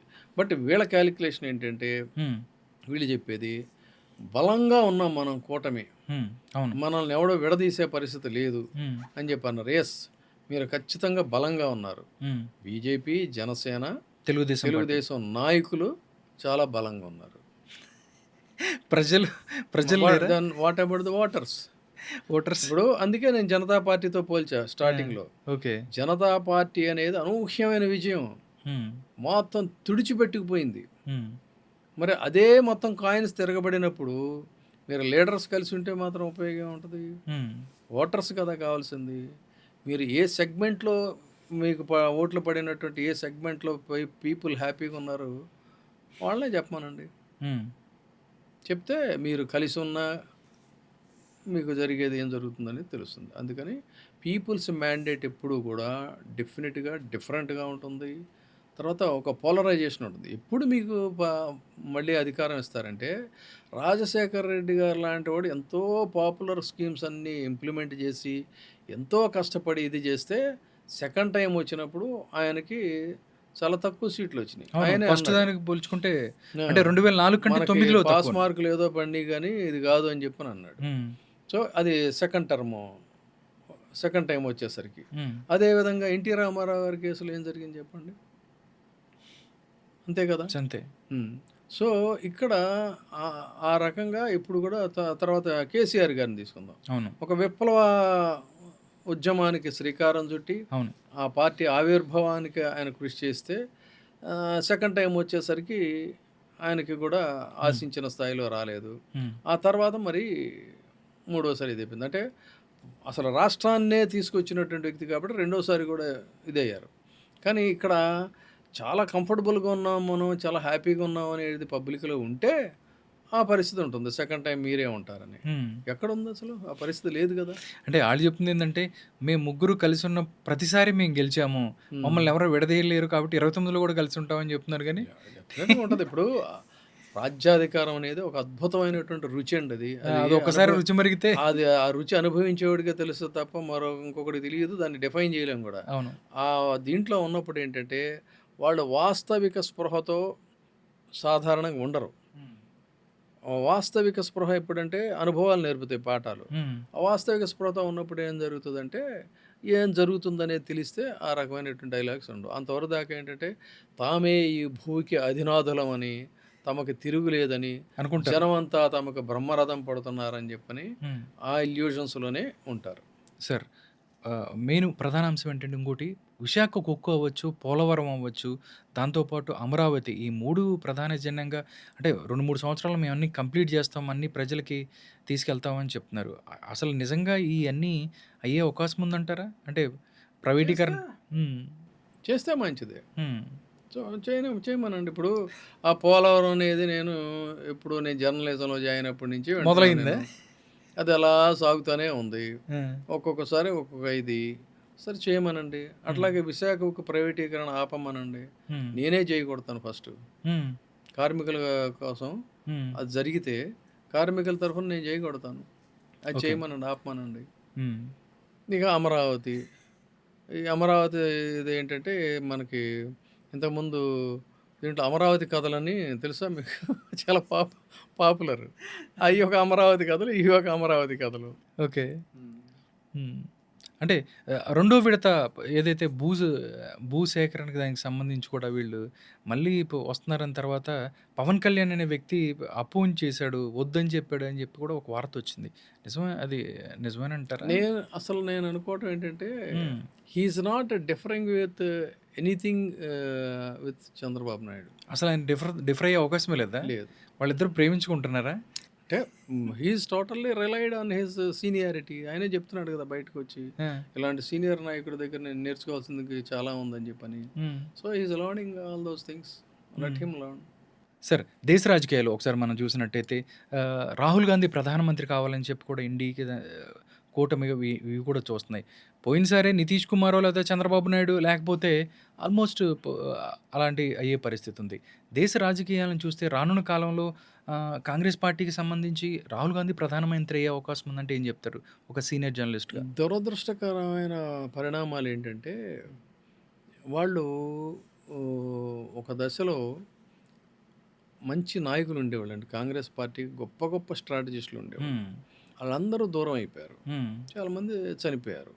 తర్వాత వీళ్ళ యొక్క మొనోపోలియో లేకపోతే సెల్ఫ్ స్టైల్డ్ డెసిషన్స్‌కి హ్మ్. వాళ్ళు మింగిల్ అవ్వలేక కొంతమంది దూరం అయిపోయారు. హ్మ్. ఆ పరిస్థితుల్లో ఇతను అప్పుడు నాన్ సీరియస్ పాలిటీషియన్ కింద ఉన్నాడు. ఆ తర్వాత ఈ భారత్ జోడో యాత్రతో కొంత డెఫినెట్‌గా కొంచెం ఆ బలం వచ్చింది. పుంజుకుంది. జనాల్లో అభిమానం సంపాదించుకున్నాడు. సరిగ్గా ఆ టైంలోనే రావాలి. కానీ వాళ్ళకి ఈ రోజుకి కూడా ఏంటంటే స్ట్రాటజిస్టులు లేరు. హ్మ్. పోల్ మేనేజ్మెంటు, స్ట్రాటజీ అనేది అక్కడ అసలు లేదు. చాలా వెరీ పూర్ చెప్పాలంటే. ఓకే. ఎప్పుడైతే వాళ్ళు గోవా ఎన్నికల్ని వాళ్ళు నష్టపోయారో ఓకే. అక్కడి నుంచి ఆ పోల్ మేనేజ్మెంట్ స్ట్రాటజీ అనేది అసలు ఎంత బలహీనంగా ఉందంటే విటమిన్ డితో పిల్లలు ఏ విధంగా అయితే బాధపడే కుర్రాడు ఉంటాడో హ్మ్. ఆ రకమైనటువంటి పరిస్థితుల్లో కాంగ్రెస్ పార్టీ ఉంది. పోల్ మేనేజ్మెంట్లో భారతదేశంలో గతంలో ఎన్నడూ ఏ పార్టీ కూడా లేనటువంటి రీతిలో అత్యద్భుతంగా రాటుదేలిపోయింది బీజేపీ. ఓకే. అంత తేడా ఉంది. ఇక్కడ వీళ్ళకి కనీస స్థాయి పోల్ మేనేజ్మెంట్ లేదు. వాళ్ళు పోల్ మేనేజ్మెంట్లో పీహెచ్డీ చేశారు. అందుకని ఎక్కడైనా చూడండి మీరు. హ్మ్. నిజానికి హ్మ్. మహారాష్ట్రలో చాలా హోప్ఫుల్గా ఉన్న పరిస్థితి. అక్కడ పోల్ మేనేజ్మెంట్ దగ్గర కాంగ్రెస్ కూటమి ఫెయిల్ అయిపోయింది. ఓకే. ఇంకా చెప్పాలంటే నిజానికి కర్ణాటకలో కూడా రావాల్సిన స్థానాలు ఇంకా ఎక్కువ రావాలి. అక్కడ కాంగ్రెస్ పార్టీకి. చూసుకున్నట్టయితే అక్కడ కూడా అదే పరిస్థితి. ఆ విధంగా చాలా చోట్ల ప్రతి రాష్ట్రంలో ఎన్నికలు జరిగినప్పుడల్లా పోల్ మేనేజ్మెంట్‌లో మిజరబుల్‌గా ఫెయిల్ అవుతా చివరికి ఫైనల్‌గా ఏంటంటే వైస్ ప్రెసిడెంట్ ఆఫ్ ఇండియా ఎలక్షన్స్‌లో కూడా హ్మ్. పోల్ మేనేజ్మెంట్ అస్సలు పట్టించుకోలే. అందుకే క్రాస్ ఆ! ఓటింగ్ జరిగింది. అదే చెప్తున్నా. అది ఇప్పుడు ఎంత ఎఫెక్ట్ రేపు పొద్దున జరుగుతున్న ఎలక్షన్స్‌కి బీహార్ ఎలక్షన్‌లకి హ్మ్. దాని ఇంపాక్ట్ ఖచ్చితంగా ఉంటది. ఓకే. బీహార్ ఎలక్షన్ మీద మీ విశ్లేషణ ఏంటి సార్? ఎవరు గెలిచే అవకాశం ఉంది? అంటే బీహారు యాజ్ ఆర్‌జేడీ ఎందుకంటే బలంగా ఉంది. యాదవ్‌ల ఓట్లున్నాయి. దాంతో అవును. పాటు ముస్లిం ఓటు ఎక్కువుంది. దాంట్లో గెలిచేసే ఇప్పుడు పరిస్థితి ఉంది. హోప్‌ఫుల్లీ హ్మ్. వాళ్ళకి అనుకూలంగానే ఉంది. హ్మ్. అదే గనక జరిగితే అదే చెప్తున్నా. హ్మ్. వీళ్ళు ఇంకా స్ట్రాటజీలో రాటు తేలాలి కాంగ్రెస్ పార్టీ హ్మ్. కూటమి. హ్మ్. తర్వాత ఏంటంటే ఒక ఫ్లెక్సిబిలిటీ ఉండాలి. హ్మ్. మీకు ఒక ఎగ్జాంపుల్ చెప్తా. ఒకవైపేమో వీళ్ళని వెంటపడి చితకబాదుతున్నారు, తంతన్నారు. అయినా కూడా చూసి చూడనట్టు బీజేపీ వ్యవహరిస్తుంది. హ్మ్. అయినా ఎలక్షన్‌లు వచ్చేసరికి వెంటనే రాజ్‌నాథ్ సింగ్ లాంటి ఒక సీనియర్ పర్సన్ వెళ్ళిపోతారు. జగన్మోహన్ రెడ్డికి ఫోన్ చేసి ఆ! సపోర్ట్ కావాలని అడిగాడు. హ్మ్. ఇన్ టర్న్ రాజకీయాల్లో శాశ్వత మిత్రులు, శాశ్వత శత్రులు శత్రువులు ఎవరు ఉండరు. ఉండరు. హ్మ్. మరి కాంగ్రెస్ పార్టీ నుంచి ఎవరు ఫోన్ చేయలేదు ఎందుకండి? చేయాలి కదా! హ్మ్. అవసరం కదా వాళ్ళకి. హ్మ్. అవసరమైనప్పుడు చేయాలి. అంటే తర్వాత జగన్మోహన్ రెడ్డి ఆఖరికి గారు జగన్ అభ్యర్థి వచ్చి ఫోన్ చేసి మాట్లాడుకునే స్థితి అంటే సుభా అంత రిలక్టెంట్‌గా ఉన్నారు. హ్మ్. ఆ కైండ్ ఆఫ్ పాలిటిక్సే కాంగ్రెస్ పార్టీకి ఇబ్బందికరమైన పరిస్థితి. ఏ రాష్ట్రంలో అయినా. ఇది ఎగ్జాంపుల్ అర్థం అవుద్దని చెప్పా నేను. హ్మ్. ఈయన హ్మ్. కలుస్తాడా కలవడా అది వేరే సంగతి. But okay. అటువైపు నుంచి ఒక హోందా కలిగిన పార్టీ, జాతీయ party when they are talking about the malpractice in voting హ్మ్. ఎందుకు మీరు ఆంధ్రప్రదేశ్ గురించి మాట్లాడలా? ఆంధ్రప్రదేశ్ గురించి ప్రస్తావించాలి కదా! ఎందుకంటే అది జాతీయ పార్టీ. హ్మ్. జాతీయ పార్టీలో ఒక కామన్ ఇష్యూ ఇది. జాతీయ సమస్య. హ్మ్. కామన్ ఇష్యూ అయినప్పుడు అక్కడ జగన్మోహన్ రెడ్డా ఇంకొకళ్ళ కాదు. కాదు. You should show your concern towards the Andhra Pradesh state. Okay. మరి ఎందుకు మాట్లాడలేదు? సో, ఇలాంటి ల్యాప్సెస్ కాంగ్రెస్ పార్టీలో చాలా ఉన్నాయి. First they should correct themselves. అంటే ఆయనేం చెప్తున్నా వాళ్ళేం చెప్తారంటే, జగన్మోహన్ రెడ్డి గారు, చంద్రబాబు నాయుడు, రాహుల్ గాంధీ, రేవంత్ రెడ్డి హాట్‌లైన్‌లో ఉంటారని వాళ్ళు మాట్లాడతారు. దానికి సంబంధించి దానికి వాళ్ళు ఇప్పుడు అట్లా మాట్లాడిందని వాళ్ళు లో కాదు. కింది స్థాయిలో రీజనల్ పార్టీస్ వాళ్ళు ఏం మాట్లాడినా, హ్మ్. నువ్వు పెద్దన్నలాగా జాతీయ పార్టీ వాళ్ళని దగ్గరికి తీసుకొని కలుపుకెళ్ళేటువంటి ఇది ఉండాలి. ఓకే. తమిళనాడులో ఎంత తీవ్రంగా కాంగ్రెస్‌ని తిట్టేవాళ్ళు, బీజేపీని తిట్టేవాళ్ళండి. AIADMK, DMK. హ్మ్. అవసరార్థం వాళ్ళు కలిసేవాళ్ళు కదా! కలిసిపోయారు. హ్మ్. మరి ఇక్కడికొచ్చిన ఇబ్బందేంటి మీకు? ఓకే. నెక్స్ట్ సార్ ఇంకోటి నేపాల్ సంబంధించి మనం చూస్తే ఈరోజు నిజంగా చాలా అక్కడ దారుణమైన పరిస్థితులు నెలకొన్నాయి. అంటే కారణాలు ఏంటి? ఎందుకు ఇలాగ జరుగుతుంది అంటే శ్రీలంక అవ్వచ్చు, లేకపోతే నేపాలో అంటే యెస్. ఎందుకు ఇలాంటి సిట్యుయేషన్స్ వస్తాయంటే ఏం చెప్తారు? ఈ జెన్‌జీ అనేటువంటిది ఒక యూత్ హ్మ్. ఆర్గనైజేషన్. హ్మ్. ఈ యూత్ ఆర్గనైజేషను వృద్ధుల మీద, వృద్ధ నాయకత్వం మీద ఖచ్చితంగా గట్టిగా తిరుగుబాటు చేస్తా ఉంది. చేస్తున్నారు. అక్కడ ఉన్నటువంటి అలసత్వం, అవినీతి ఇవన్నీ గూడా. హ్మ్. ఇక అంతర్జాతీయంగా చూసుకున్నట్టయితే అక్కడ ఉన్నటువంటి mind set they wants to travel with India. హ్మ్. ప్రపంచంలో చాలామందికి తెలియందేంటంటే భారతదేశం అంటే హిందూ దేశం అనుకుంటారు. హ్మ్. ప్రపంచంలో ఉన్న హిందూ దేశం ఏదైనా ఉందంటే నేపాల్ ఒకటే. భారతదేశం హిందూ దేశం కాదు. హ్మ్. చాలామందికి తెలీదు ఆ సంగతి. ఆ! హ్మ్. అలాంటి హిందూ దేశం అది వన్ అండ్ ఓన్లీ హిందూ దేశం నేపాల్. ఆ నేపాలు భారత్‌తో ప్రయాణం చేయాలని. ఓకే. కానీ ఓలీ ఏం చేశాడు? అతి తెలివితేటలకు పోయి చైనాతో అవును. కలవాలనుకున్నాడు. భంగపడ్డాడు. హ్మ్. సేమ్ శ్రీలంక ఏం చేసింది?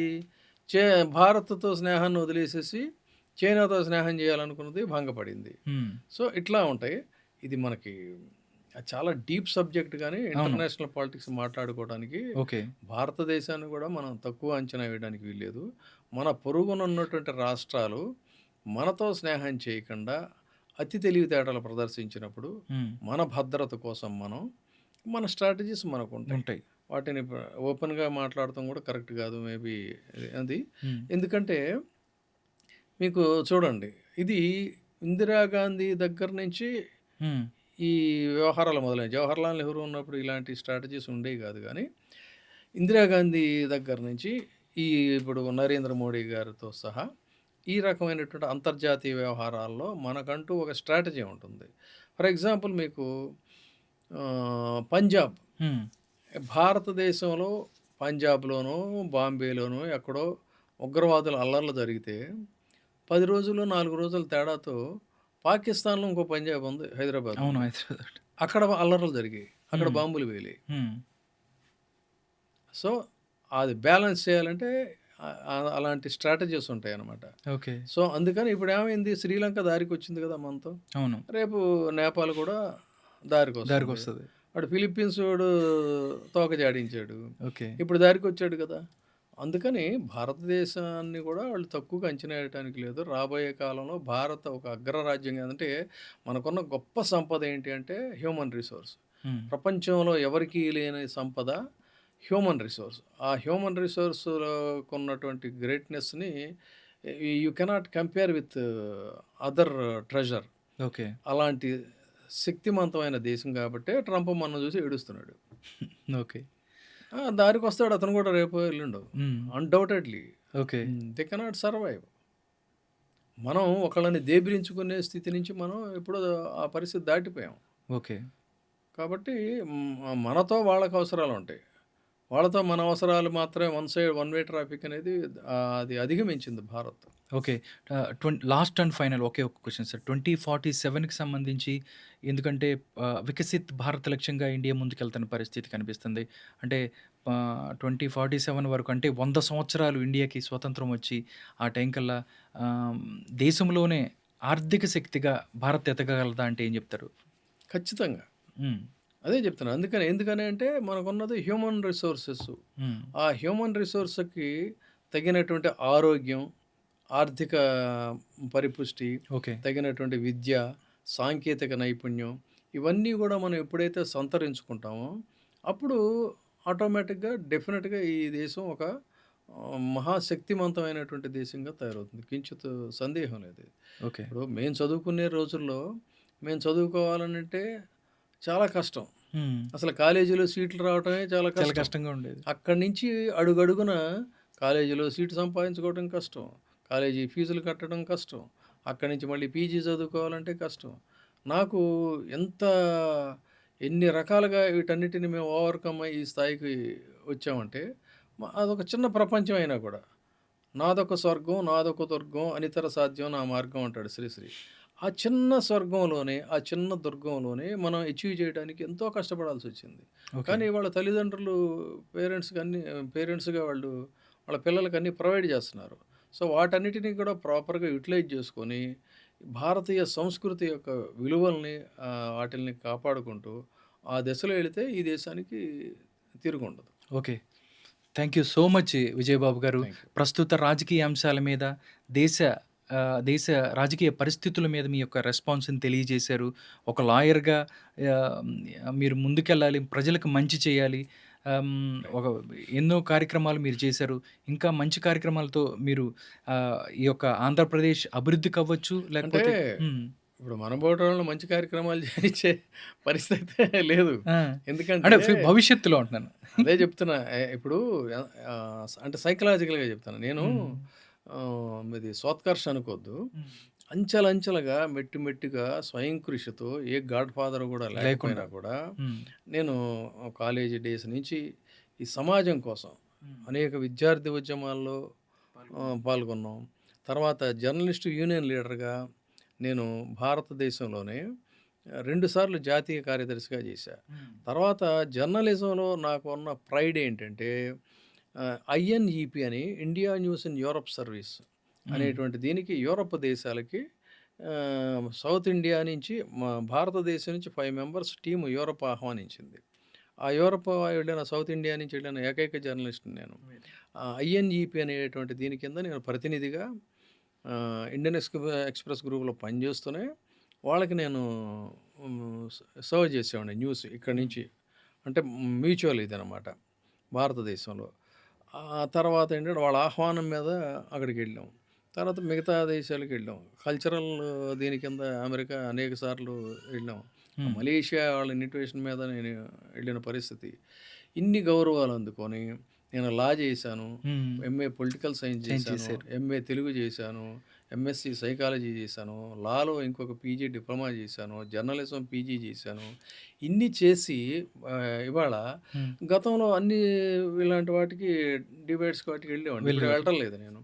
ఇప్పుడు ఏమైందంటే ఒక ఎవరెవరో ఈడొచ్చి నోటికొచ్చినట్టల్లా అవునండి. అసలు ఒక సంస్కారం గాని, సంస్కృతి గాని వాడికి నాకు పరిచయాలు కూడా ఉండాల్సిన పని లేదు. ఏది పడితే నేను అది పలానా మాట్లాడుతూ ఉంటారు. వ్యక్తితో హ్మ్. సానుకూలంగా మాట్లాడుతున్నానంటే, వాళ్ళని వ్యతిరేకిస్తున్నానని చెప్పానంటే, వాడు నోటికొచ్చినట్టు ఇది చేస్తారు. ఒక మర్యాద లేదు, సంస్కారం లేదు, పద్ధతి లేదు. ప్రభుత్వాలు కూడా అదే విధంగా తయారైన తయారయ్యాయి. పరిస్థితి. వాళ్ళని ఎంకరేజ్ చేసే పరిస్థితి. హ్మ్. ఇవన్నీ చూసినప్పుడు ఏంటంటే చాలా బాధాకరం బాధాకరంగా అనిపించి ఉంటది. హ్మ్. సైలెంట్‌గా ఉందాం అనుకుంటాం కానీ, కనీసం మన పోటోళ్ళమైనా మాట్లాడకపోతే మాట్లాడకపోతే జనాలకి తెలీదు కదా! అని ఇవాళ అంతే తప్ప హ్మ్. అంతకు మించి ఏం వేరే లేదు. కాదు. అది. తప్పకుండా అండి. తప్పకుండా మీరనుకున్నది. ఎందుకంటే మీడియాకి సంబంధించి కొన్ని వర్గాలుగానో, లేకపోతే పార్టీల తరపున కూడా చీలిపోయిన పరిస్థితి. నిజంగా అందుకే చెప్తున్నా. నికాసైన జర్నలిస్టులు ఎవరైతే ఉన్నారో అది కొంచెం బాధాకరమైనటువంటి విషయమే. కానీ యూత్ ఇప్పుడు వస్తున్నారు కాబట్టి ఎంతో కొంత వాళ్ళకి తెలుసుకునే అవకాశం ఉంటది. రియాలిటీ, గ్రౌండ్ రియాలిటీ వాళ్ళకి తెలియాలి. దాంతో పాటు సమాజంలో ఏం జరుగుతుంది, నిజమైన వార్తను ప్రజలకి ఎలా అందించాలి అనే దాని మీదే వాళ్ళు ఈ పార్టీలకి ఎక్కడ వాళ్ళ యొక్క ప్రలోభాలకు లోను కాకుండా ముందుకెళ్ళాలని కోరుకుందాం. Thank you so much Vijayababu గారు. ప్రస్తుత రాజకీయ అంశాల మీద మీ యొక్క విశ్లేషణని అందించారు. నమస్కారం.